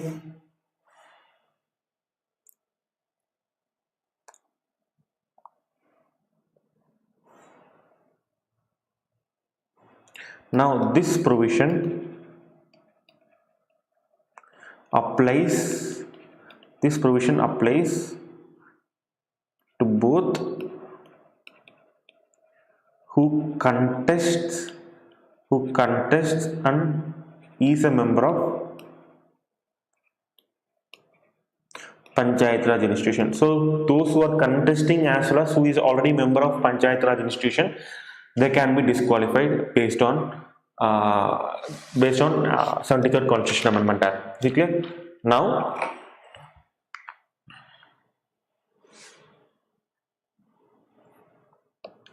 next thing that we will discuss is State Election Commission. Okay? State Election Commission. Now, under State Election Commission, the power of superintendents. What is the meaning of superintendents? Power of overseeing and direction, giving direction to an election and control. Clear? It is all these powers for election to Panchayat Raj institution, and urban local bodies. It is given to State Election Commission. Is it clear? The power of superintendents, direction and control for elections to both Panchayat Raj institution and urban local bodies, it is given to State Election Commission. Now, this State Election Commission is a replica of Election Commission at state level. It is very similar to Election Commission of India, which is found in central level. Now state election commission is found in state level. Clear? So what do you mean by that? State election commission is a constitution body. State election commission is an independent body, and then state election commission is a permanent body. Clear? So all these provisions, that is constitutional body, independent body and permanent body, it also applies to state election commission. So that's what we mean by it is an exact replica of election commission at state level. But even though it is a replica, state election commission is independent of Election Commission of India. Is it clear? Even though it is an exact replica of Election Commission at state level, State Election Commission is independent of Election Commission of India. Clear? Now that's it with regards to State Election Commission. Now let's take a look at next provision, that is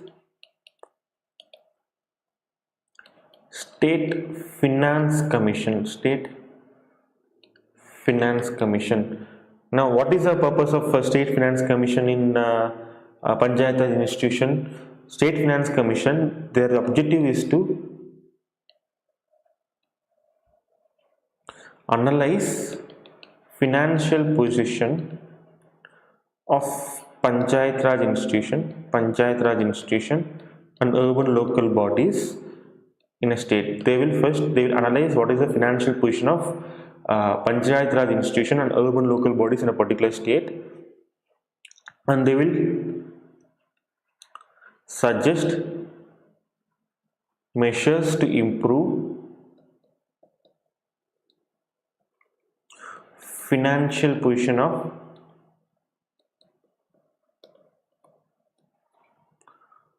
Panchayat Raj institution and urban local bodies. Clear?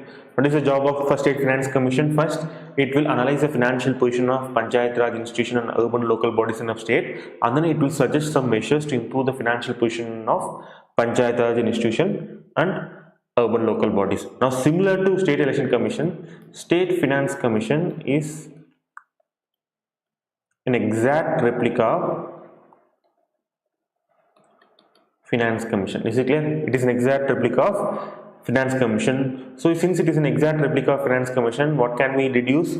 State Finance Commission is a constitution body. State Finance Commission is a temporary body.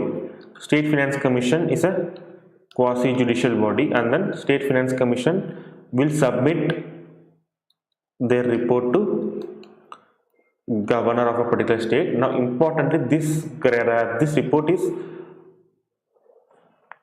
not binding. This report is not binding on the governor of a particular state. Similar to Finance Commission report is it's not binding on President of India. Similar to that, report prepared by State Finance Commission, it is not binding on governor of a particular state. Is it clear? Now this is compulsory provision. Every state should have provisions regarding State Finance Commission. Now this state can have also provisions regarding devolution of financial powers. They can also have provisions regarding devolution of financial powers. This is voluntary provision. Now, based on this devolution of financial powers, state legislature, it can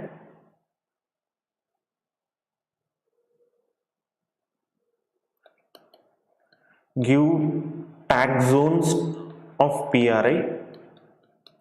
Clear? It can tax zones for PRI. It can provide grant in aid for PRI, grant in aid for local self-government. It can distribute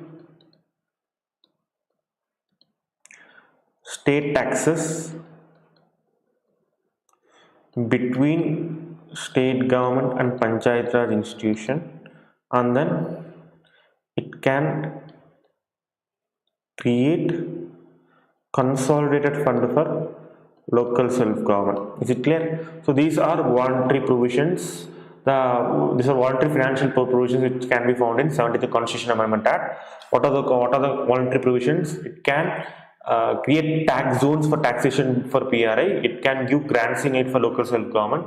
It can distribute state taxes between state government and Panchayat Raj institution. It also can create consolidated fund for local self-government. Similarly, how there is consolidated for central government called as consolidated fund of India, and for state government there is consolidated fund of state government, and then similarly state government can create consolidated fund for state government, consolidated fund for local self-government for Panchayat Raj institution. Now this is voluntary provision. Now similarly,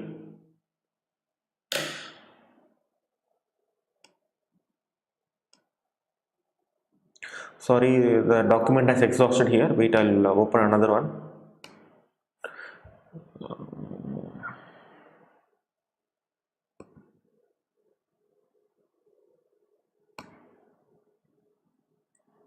See here. Now that's one voluntary provision. Another voluntary provision is with regards to audit and accounting.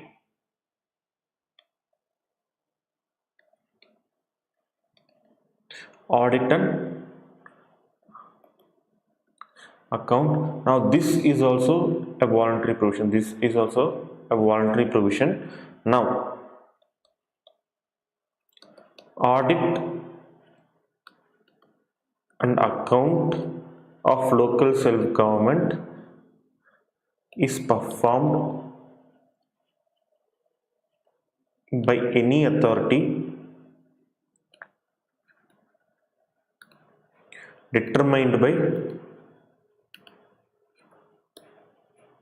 state legislature. Is it clear? Audit and account of local self-government, they are performed by any authority determined by state legislature. Similarly, now next, moving on to the next subject. The next subject that we'll be discussing today is election disputes. Election disputes. Now election disputes is given in the last article, that is article 243O. Now this 243O bars the interference of any court. It bars the interference of any court on electoral process of PRI. Clear? It bars the interference of any court on electoral process of PRI. Now what do you mean by electoral process? It has two functions. One is delimitation of Panchayat Raj institution. Next one is distribution of seats.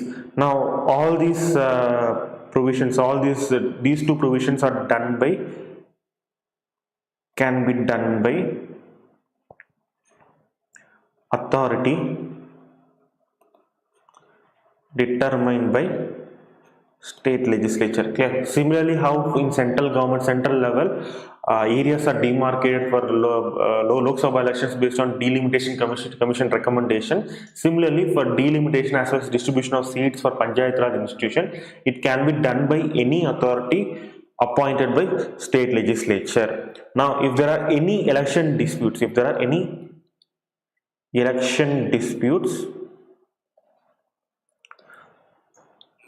in Panchayat Raj elections, yeah, election petition has to be filed to any authority determined by state legislature. Is it clear? In case of state legislature as well as Lok Sabha elections, what is the procedure for filing election petition? Election petition, it is given in Article 329 that election petition has to be filed by any authority determined by Parliament by law. Now Parliament under our Representation of People Act, it has determined that authority to be High Court. Now similarly, for elections disputes for Panchayat Raj elections, election petition has to be filed to any authority which is determined by state legislature. Is it clear? Is it clear, everyone? Now that's it with regards to all the provisions that we have discussed today. Now there is another crucial thing that we have to discuss. Now the next crucial thing is restriction of territorial application of 73rd Constitution Amendment Act. Clear? See here, if this is 73rd Constitution Amendment Act, this is 73rd Constitution Amendment Act. Now this Amendment Act, it's not applicable to all the areas. It is not applicable in certain areas. Now what are those areas where this Amendment Act is not applicable? Now those areas include Union Territories, Schedule 5 and Schedule 6 areas,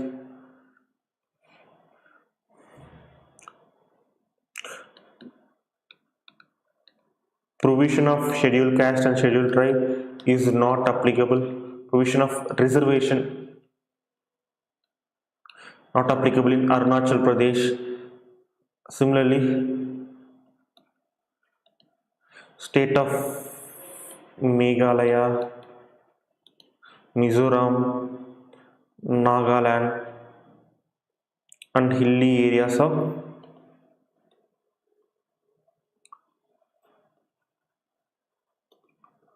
Manipur, and similarly provisions Zilla Parishad is not applicable to Darjeeling Hills. Is it clear? So there is a territorial restriction on applicability of 73rd Constitutional Amendment Act. Those territories include Union Territories, Schedule 5 and Schedule 6 areas. Provisions of reservation for SC and ST is not applicable to Arunachal Pradesh. States of Meghalaya, Mizoram, Nagaland and hilly areas of Manipur. In these states, 73rd Constitutional Amendment Act will not be applicable, and similarly provisions of Zilla Parishad is not applicable to Darjeeling Hills area. Now, with regards to Union Territories, the provisions of Part 9 can be made applicable to Union Territories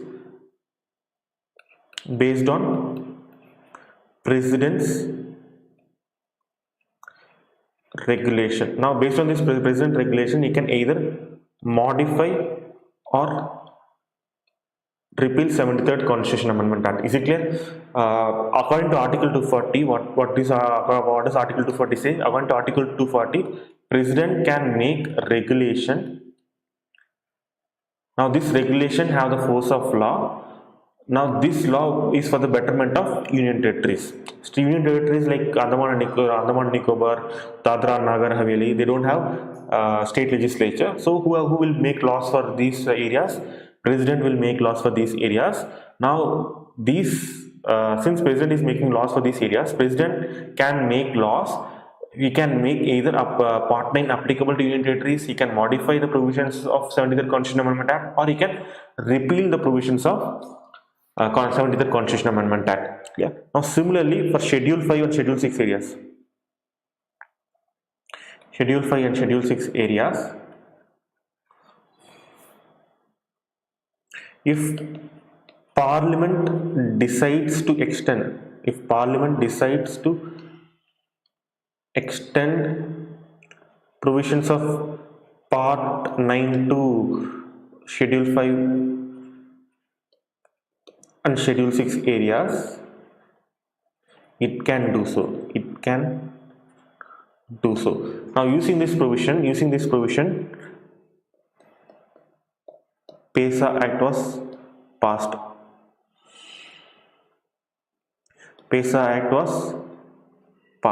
Clear? Using this provision only, Panchayat Raj extension to scheduled areas Act was passed. Now that's it with regards to 73rd Constitutional Amendment Act, everyone. Now I hope everything was very clear to you. If you have any doubts so far, you can ask in the comment section. Now that's it. I hope you had a wonderful day. And don't forget, if you have any doubts, ask in the comment section. I will try to solve all those doubts to you. Now if you have any other doubts, you can contact me via this number 94432 18545, either via WhatsApp or Telegram. Now you can ask doubts from current affairs or polity or international relations. Doesn't matter, any doubts regarding UPSC, you can contact me via this number. Okay. Now that's it, everyone. Good night. Nagar Palikas. They called as Nagar Palikas. or municipalities or corporation in Chennai. Okay, so these are this urban local self-government created by 74th Constitution Amendment Act is called as Nagarpalika. Okay, so now let's take a look at 74th Constitution Amendment Act. Well, let's take a look at 74th Constitution Amendment Act. Okay, so if you look at 74th Constitution Amendment Act, it did basically three things. One is, first provision is that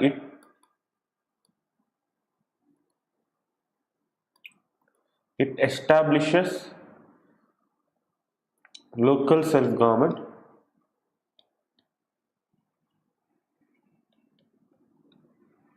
in urban areas. It establishes local self-government in urban areas. That's the first thing this act will do. The next one is it introduced part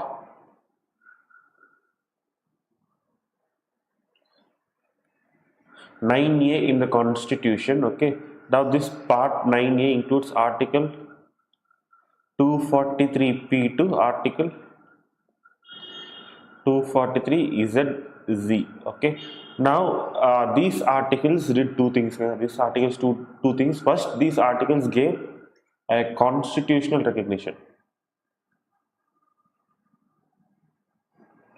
Constitutional recognition to urban local bodies. It gave a constitutional recognition to urban local bodies. Now, similar to 73rd Constitutional Amendment Act, which gave constitutional recognition to Panchayat Raj institution, this act will give, this Constitutional Amendment Act will give constitutional recognition to urban local bodies. And then it also places an obligation on, state government to create urban local bodies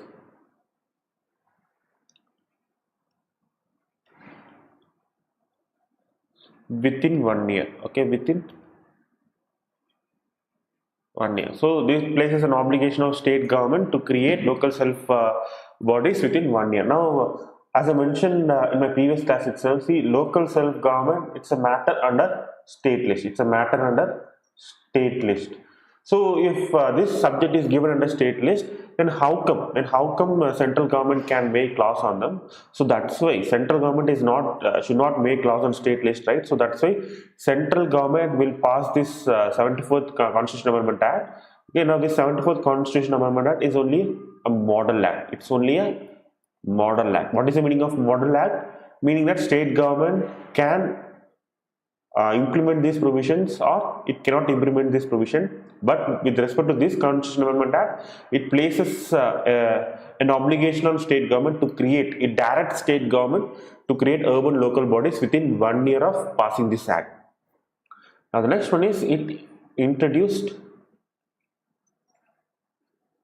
Schedule 12 in Indian Constitution.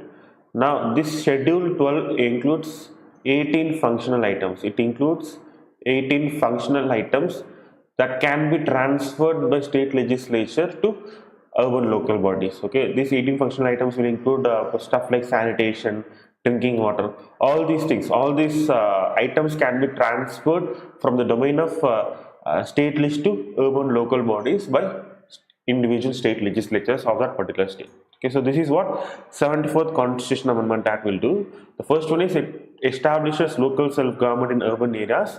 The next one is it introduces Part 9A of Indian Constitution. Now it introduces new articles from Article 243P to Article 243 EZZ. Now these articles give constitutional recognition to urban local bodies, and it also places an obligation on state government to create urban local bodies within 1 year. And it also introduced a new schedule called as Schedule 12. Now this Schedule 12 will have 18 functional items on which can be transferred from state list to urban local bodies domain. Okay, so that's what's happening here.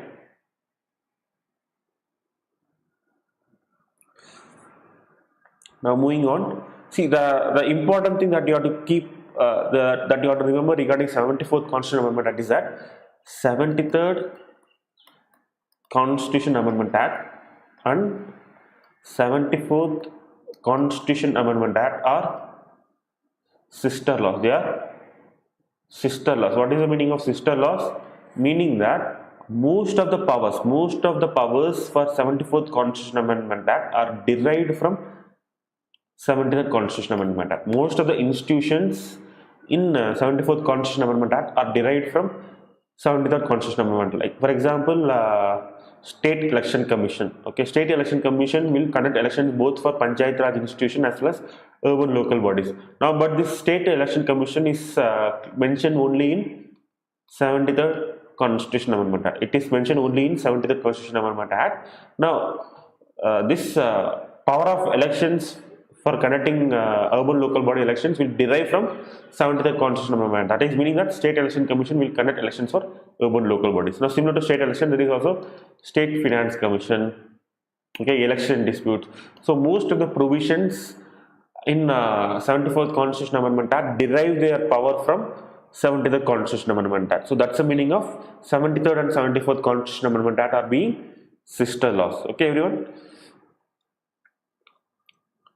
Now that's introduction done with. Now let's discuss this urban local bodies. See here, urban local bodies have been introduced by Part 9A of Indian Constitution. It has been introduced by Part 9A of Indian Constitution. If according to Part 9A, if you look at the Constitution of Municipalities, if you look at the Constitution of Municipalities, okay, see here our urban local bodies have been demarcated into 3 municipal bodies. Okay, the first one is municipal corporation, the next one is municipal council, next one is Nagar Panchayat.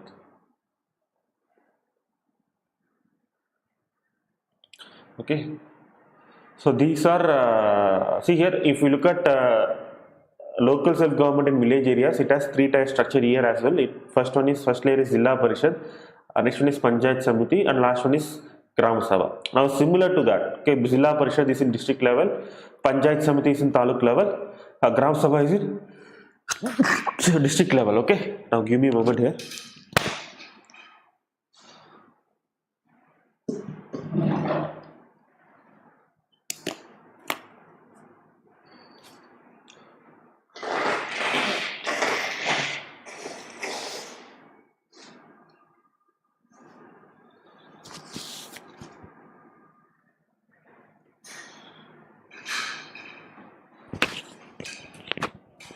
Okay, so sorry for that. I got drenched in rain last night, so that so I'm feeling a little bit off today. Okay, sorry for that.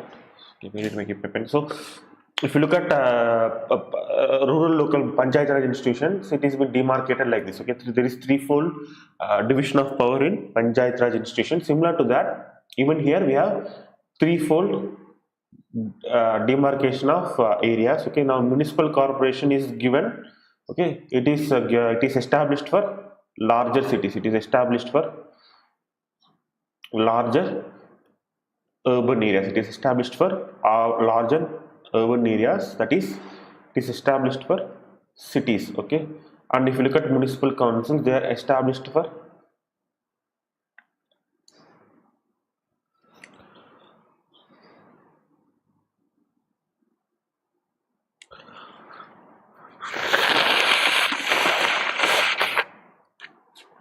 excuse me, these are established for smaller urban areas, that is for towns. But if you look at Nagar Panchayat, they are established for areas in transition. They are established for areas in transition, that is areas that are transforming from rural area to urban area. Okay, so they will be established for semi-urban areas. Now all these areas, now which area will be termed as cities, which area will be termed as town, which area will be termed as semi-urban areas, all these areas will be notified by governor. Okay, governor will notify these areas. Governor will notify these areas, which city will come under municipal corporation, which town will come under municipal council, which area will come under Nagar Panchayat. All these things will be notified by governor of a particular state. Now, importantly, all these levels are not hierarchically linked. They are not hierarchically linked. They are independent of each other. Is it clear? If you look at Panchayat Raj institutions, Zilla Parishad and Panchayat Samiti and Gram Sabha, they are hierarchically linked. What is the meaning of being hierarchically linked? Under Zilla Parishad there is Panchayat Samiti, under Panchayat Samiti there is Gram Sabha. Okay, so this is being hierarchically linked. Now, if you look at urban local bodies, all these are independent. Okay, they all these urban local bodies are independent. They are not hierarchically linked. Now, why they are hierarchically linked? Because if you look at rural local bodies, this is district. Okay, Zilla Parishad is given for entire district. Okay, but for Taluka it is given for Panchayat Samiti.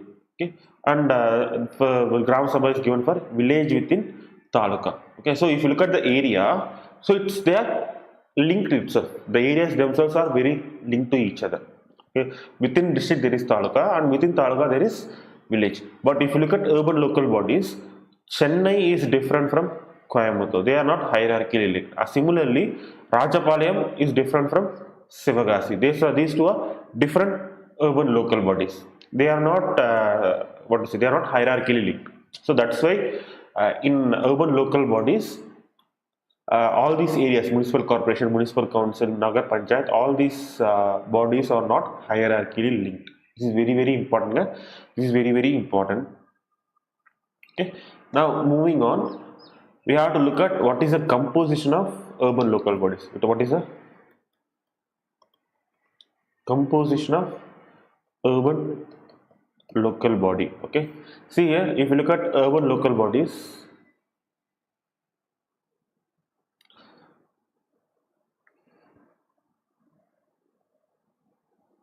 there is a chairperson. Sorry for that. There is a chairperson. Now below this chairperson there are elected members. There are elected members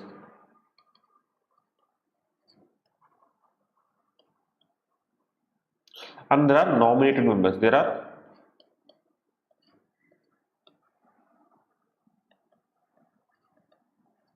nominated members. Is it clear? There are elected members as well as nominated members. Now these nominated members are special representatives. These are special representatives. Now these special representatives are determined by state legislature. They are determined by state legislature. Okay, so who are all these special representatives? The first one is an expert in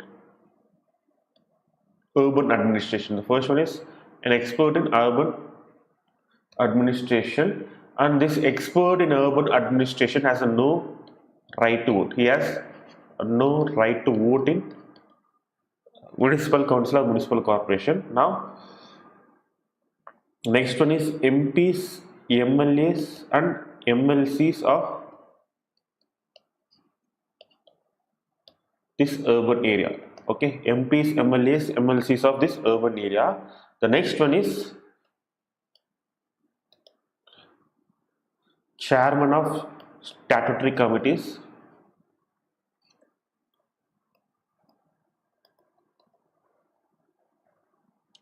other than ward committee,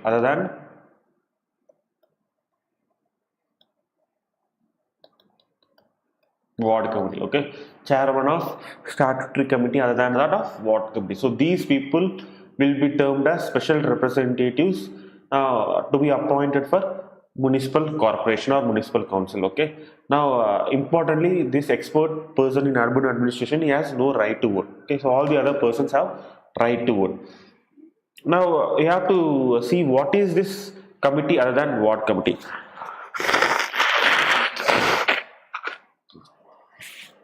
See here,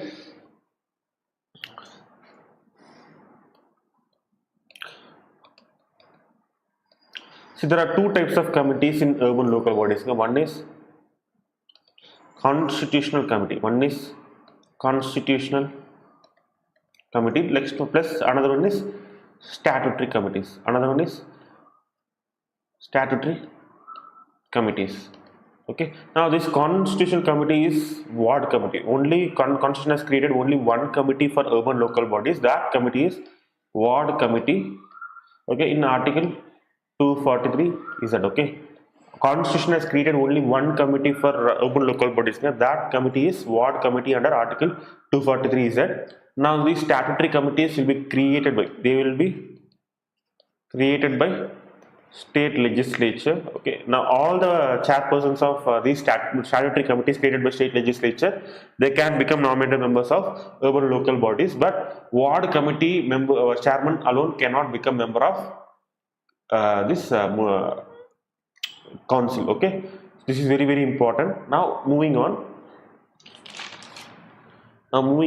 see how a town is demarcated. How a town is demarcated. See, if assume this as town, assume this as a town or a city. Okay, now based on population, this town or city will be divided into different, okay, this town will be divided into different wards. Okay, this town will be divided into different wards.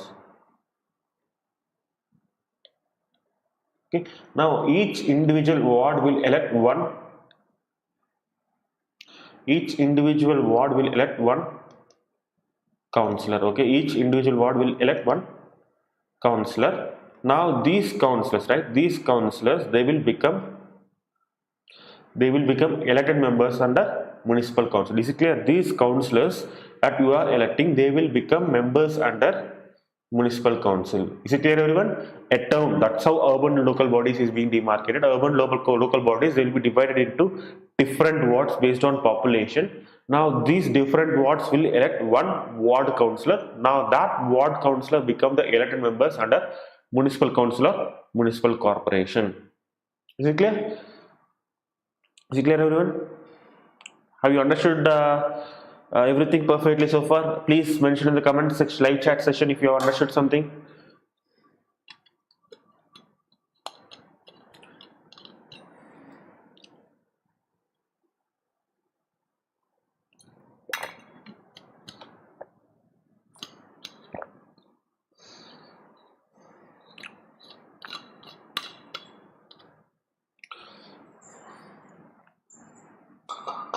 Okay, since no one is asking any doubts, let's move on to next part. Okay, next we will look at what is the structure of municipality. What is the structure of municipality? Okay, see here, municipality will have two wings. One is deliberative wing. One is deliberative wing. Okay. Now this deliberative wing we have discussed here. This is this municipal council, right? This municipal council, this urban local body, that is chairperson, which has elected members as well as nominated members. This will be considered as deliberative wing. It will be considered as deliberative wing. Okay. So this deliberative wing will have a chairperson and then elected members as well as nominated members. Now, other than this deliberative wing, an urban local body will also have an executive wing. Will also have an executive wing. Okay, now executive wing works under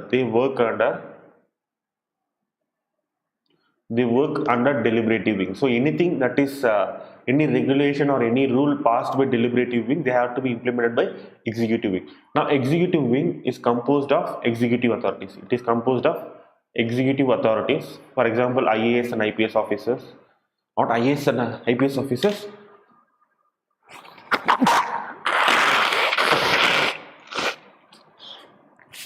authorities appointed by state government, they will be termed as executive authority. Is it clear?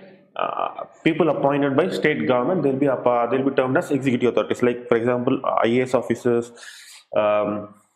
Dasildar, all these people will be termed as executive authorities. So they will be coming under executive wing. For example, chief municipal commissioner.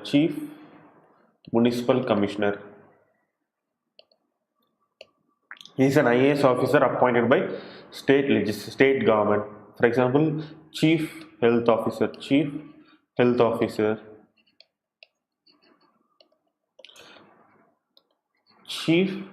education officer. So all these are executive authorities appointed by state government. Now these people they work under deliberative wing. Okay, they work under deliberative wing. Okay, now this deliberative wing they are responsible for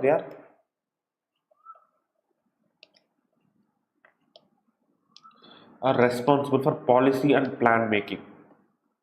They are responsible for policy and plan making. Okay. Now, even though executive wing has to work under deliberative wing, in most of the cases, executive wing will not obey the orders of deliberative wing. So, it will create a lot of friction between these two wings. Okay. See, in a typical city, a deliberative wing is headed by a person called as mayor. Is headed by a person called as mayor, and executive wing it is headed by a person called as chief municipal commissioner. So mayor will recommend policies to chief municipal commissioner, and chief municipal commissioner has to implement them. Okay, similar to how state government works. Okay, there is a chief minister and council of ministers. They will make decisions, and these decisions has to be implemented by IAS officers and other government officers. Now, similar to that, mayor will make policies, and then chief commissioner for a city and other executive authorities should implement them. But more often than not, they will not implement them. So there is a conflict between mayor and chief municipal commissioner. Okay, so to prevent this conflict, many people have suggested that mayor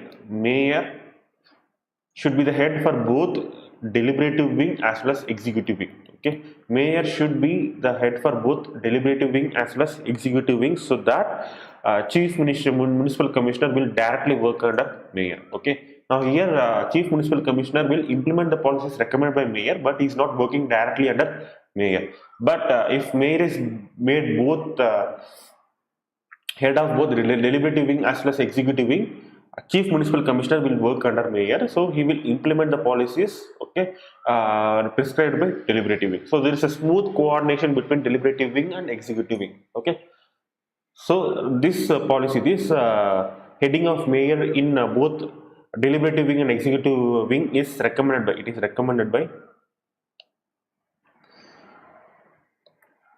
second ARC commission. It is recommended by second ARC commission.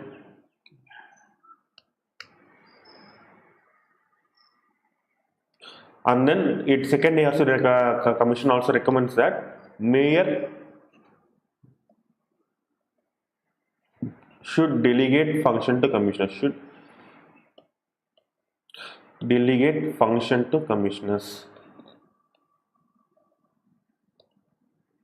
Okay, so that's what second ARC commission has said so far. Okay.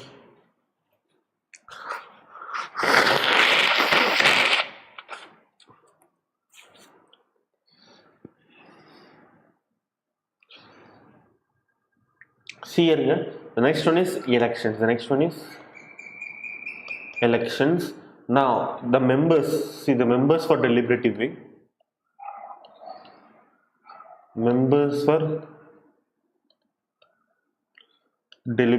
That is elections for ward councillors at all levels.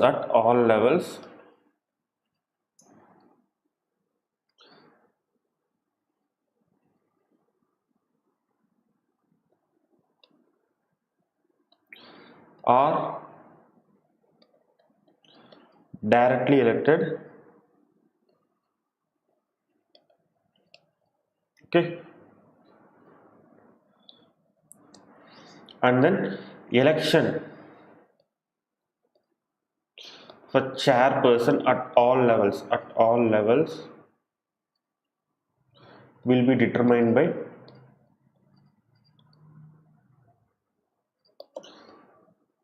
state legislature. Okay, so the chairman, that is for the post of mayor or for the post of chairman of a particular municipality, it can be either via direct election, it can be elected by means of either direct election or indirect election.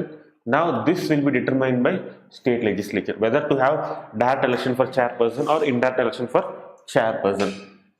Okay. Now the next one is reservation. The next provision is reservation. Now if you look at reservation, okay, reservation is given to members like, see here, members is given, it is given to scheduled caste and scheduled tribes, and then it is also given to women candidates.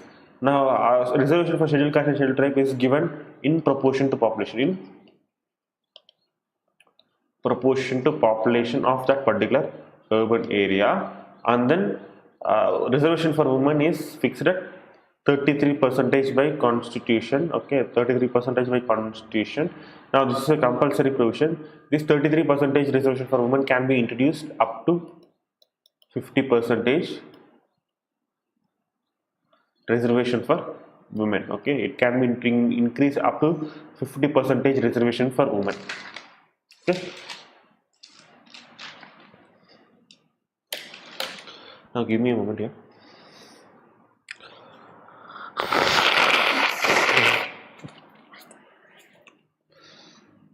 Now apart from these reservation,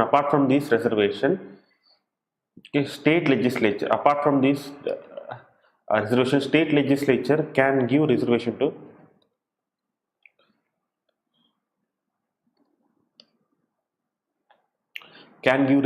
to other backward classes and Anglo-Indians, and it can give reservation to Anglo-Indians. Okay, so all these 50% reservation to women as well as reservation to OBC and Anglo-Indians, they are voluntary provisions. Okay, now whenever we talk about reservation in urban local bodies, not just urban local bodies, for local self-government, we have to keep in mind, see, there is a system of reservation within reservation. There is a system of reservation within reservation. Now what is the meaning of reservation within reservation? See here, for example, there are 100 candidates. Okay, there are 100 seats available for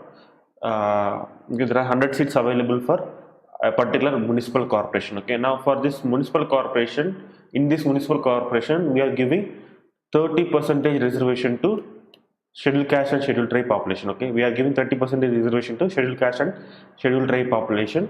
Now out of these 100 seats, okay, 70 seats will go to general population and 30 seats will go to SC and ST population. Is it clear? 30 seats will go to SC and ST population. Now under this system of reservation within reservation, now within this 70 seats, okay, 1/3 will be given to women candidates. Okay, so so almost 24 seats will be given to women candidates, and other remaining 46 seats will be given to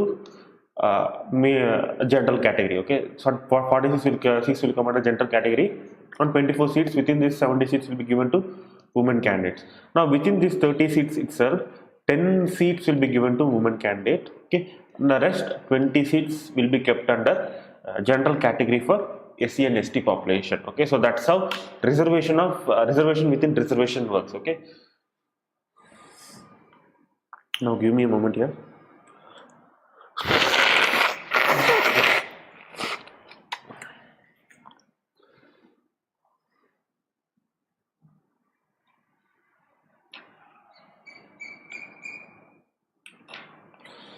See, next thing that you have to keep in mind is that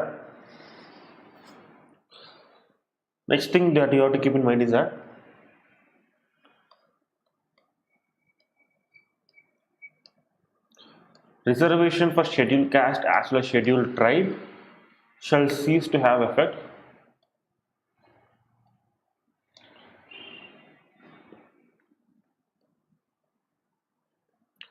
on date specified by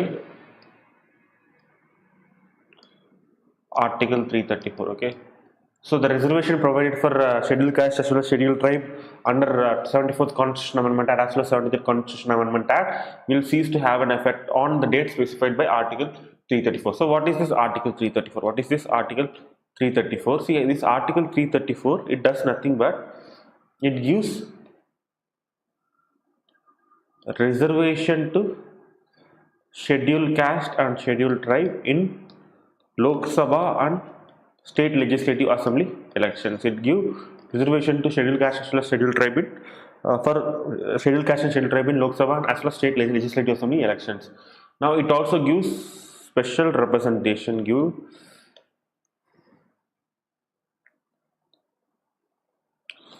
Anglo-Indians in Lok Sabha and state legislative assembly. Okay, it gives special representations to Anglo-Indians in Lok Sabha as well as state legislative assembly.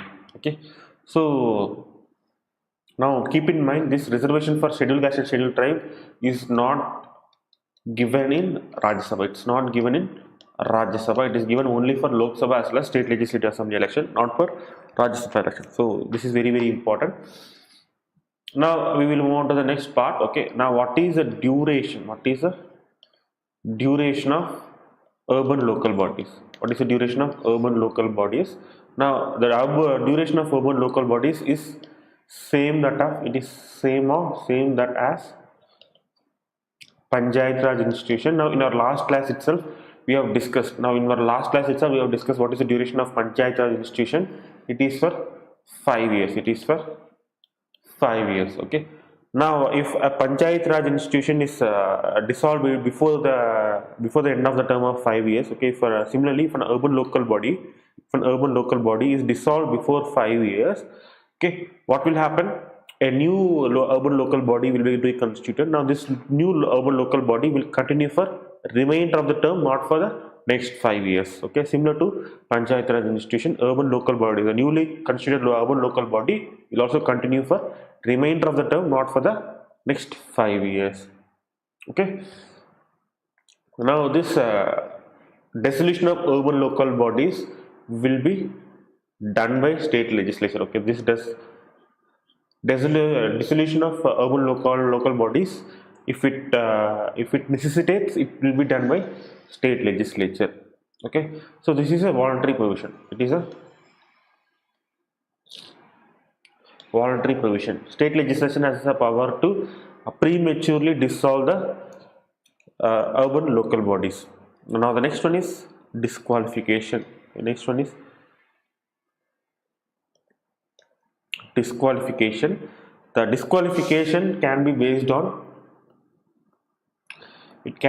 on law passed by state legislature. It can be based on law passed by state legislature.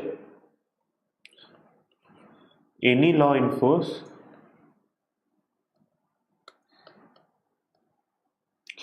that disqualifies election to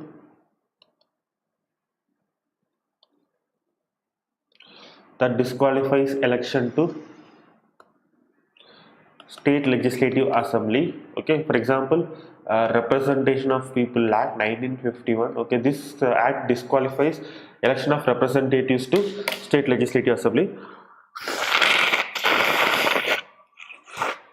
Now this act also applies to urban local bodies. This act also applies to disqualification of members for urban local bodies. So we have to keep that in mind. Now the next one is now any law that disqualifies elections to state legislative assembly except for age provision.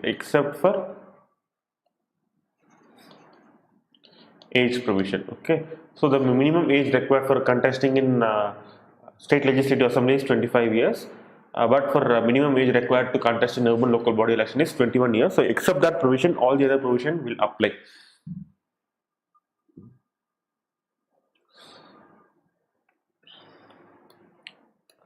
Now this disqualification, this applies to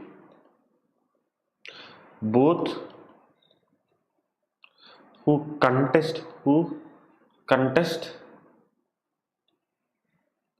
as well as a member of Panchayat Raj institution. So both contesting members as well as a sitting member can be disqualified based on these disqualification provisions. Okay.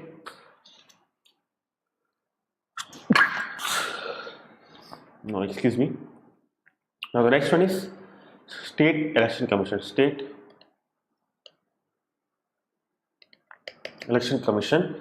See here the power of superintendence. The power of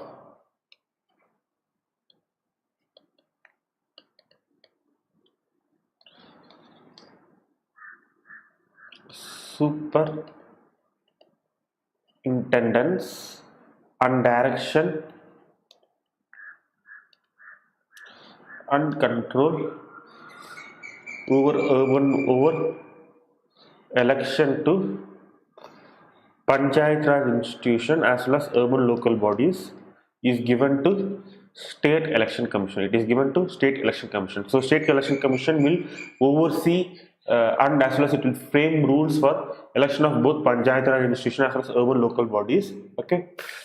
Now this State Election Commission is a replica of Election Commission at national level. It's a replica of Election Commission of India at national level. Okay, it is not they are not dependent on each other, but State Election Commission is a replica of Election Commission. So most of the powers that are given to Election Commission of India will also be given to State Election Commission. Okay, now importantly, State Election Commission is independent of Election Commission of India. Okay, so these things you have to keep in mind. Okay, so that's it, everyone. Okay, so that's it with regards to urban local bodies. We have discussed everything. Okay, we have discussed everything. Okay, we have discussed how local bodies is constituted and what is the composition of urban local bodies, all these things. Now if you have any doubts so far, please ask in the comment section, live chat session, and I will try to answer those. If you are not asking any doubts, okay, I will end this session in the next 2 or 3 minutes. Okay, please ask your doubts, everyone. If you are not asking doubts in the next 2 to 3 minutes, I will end this session.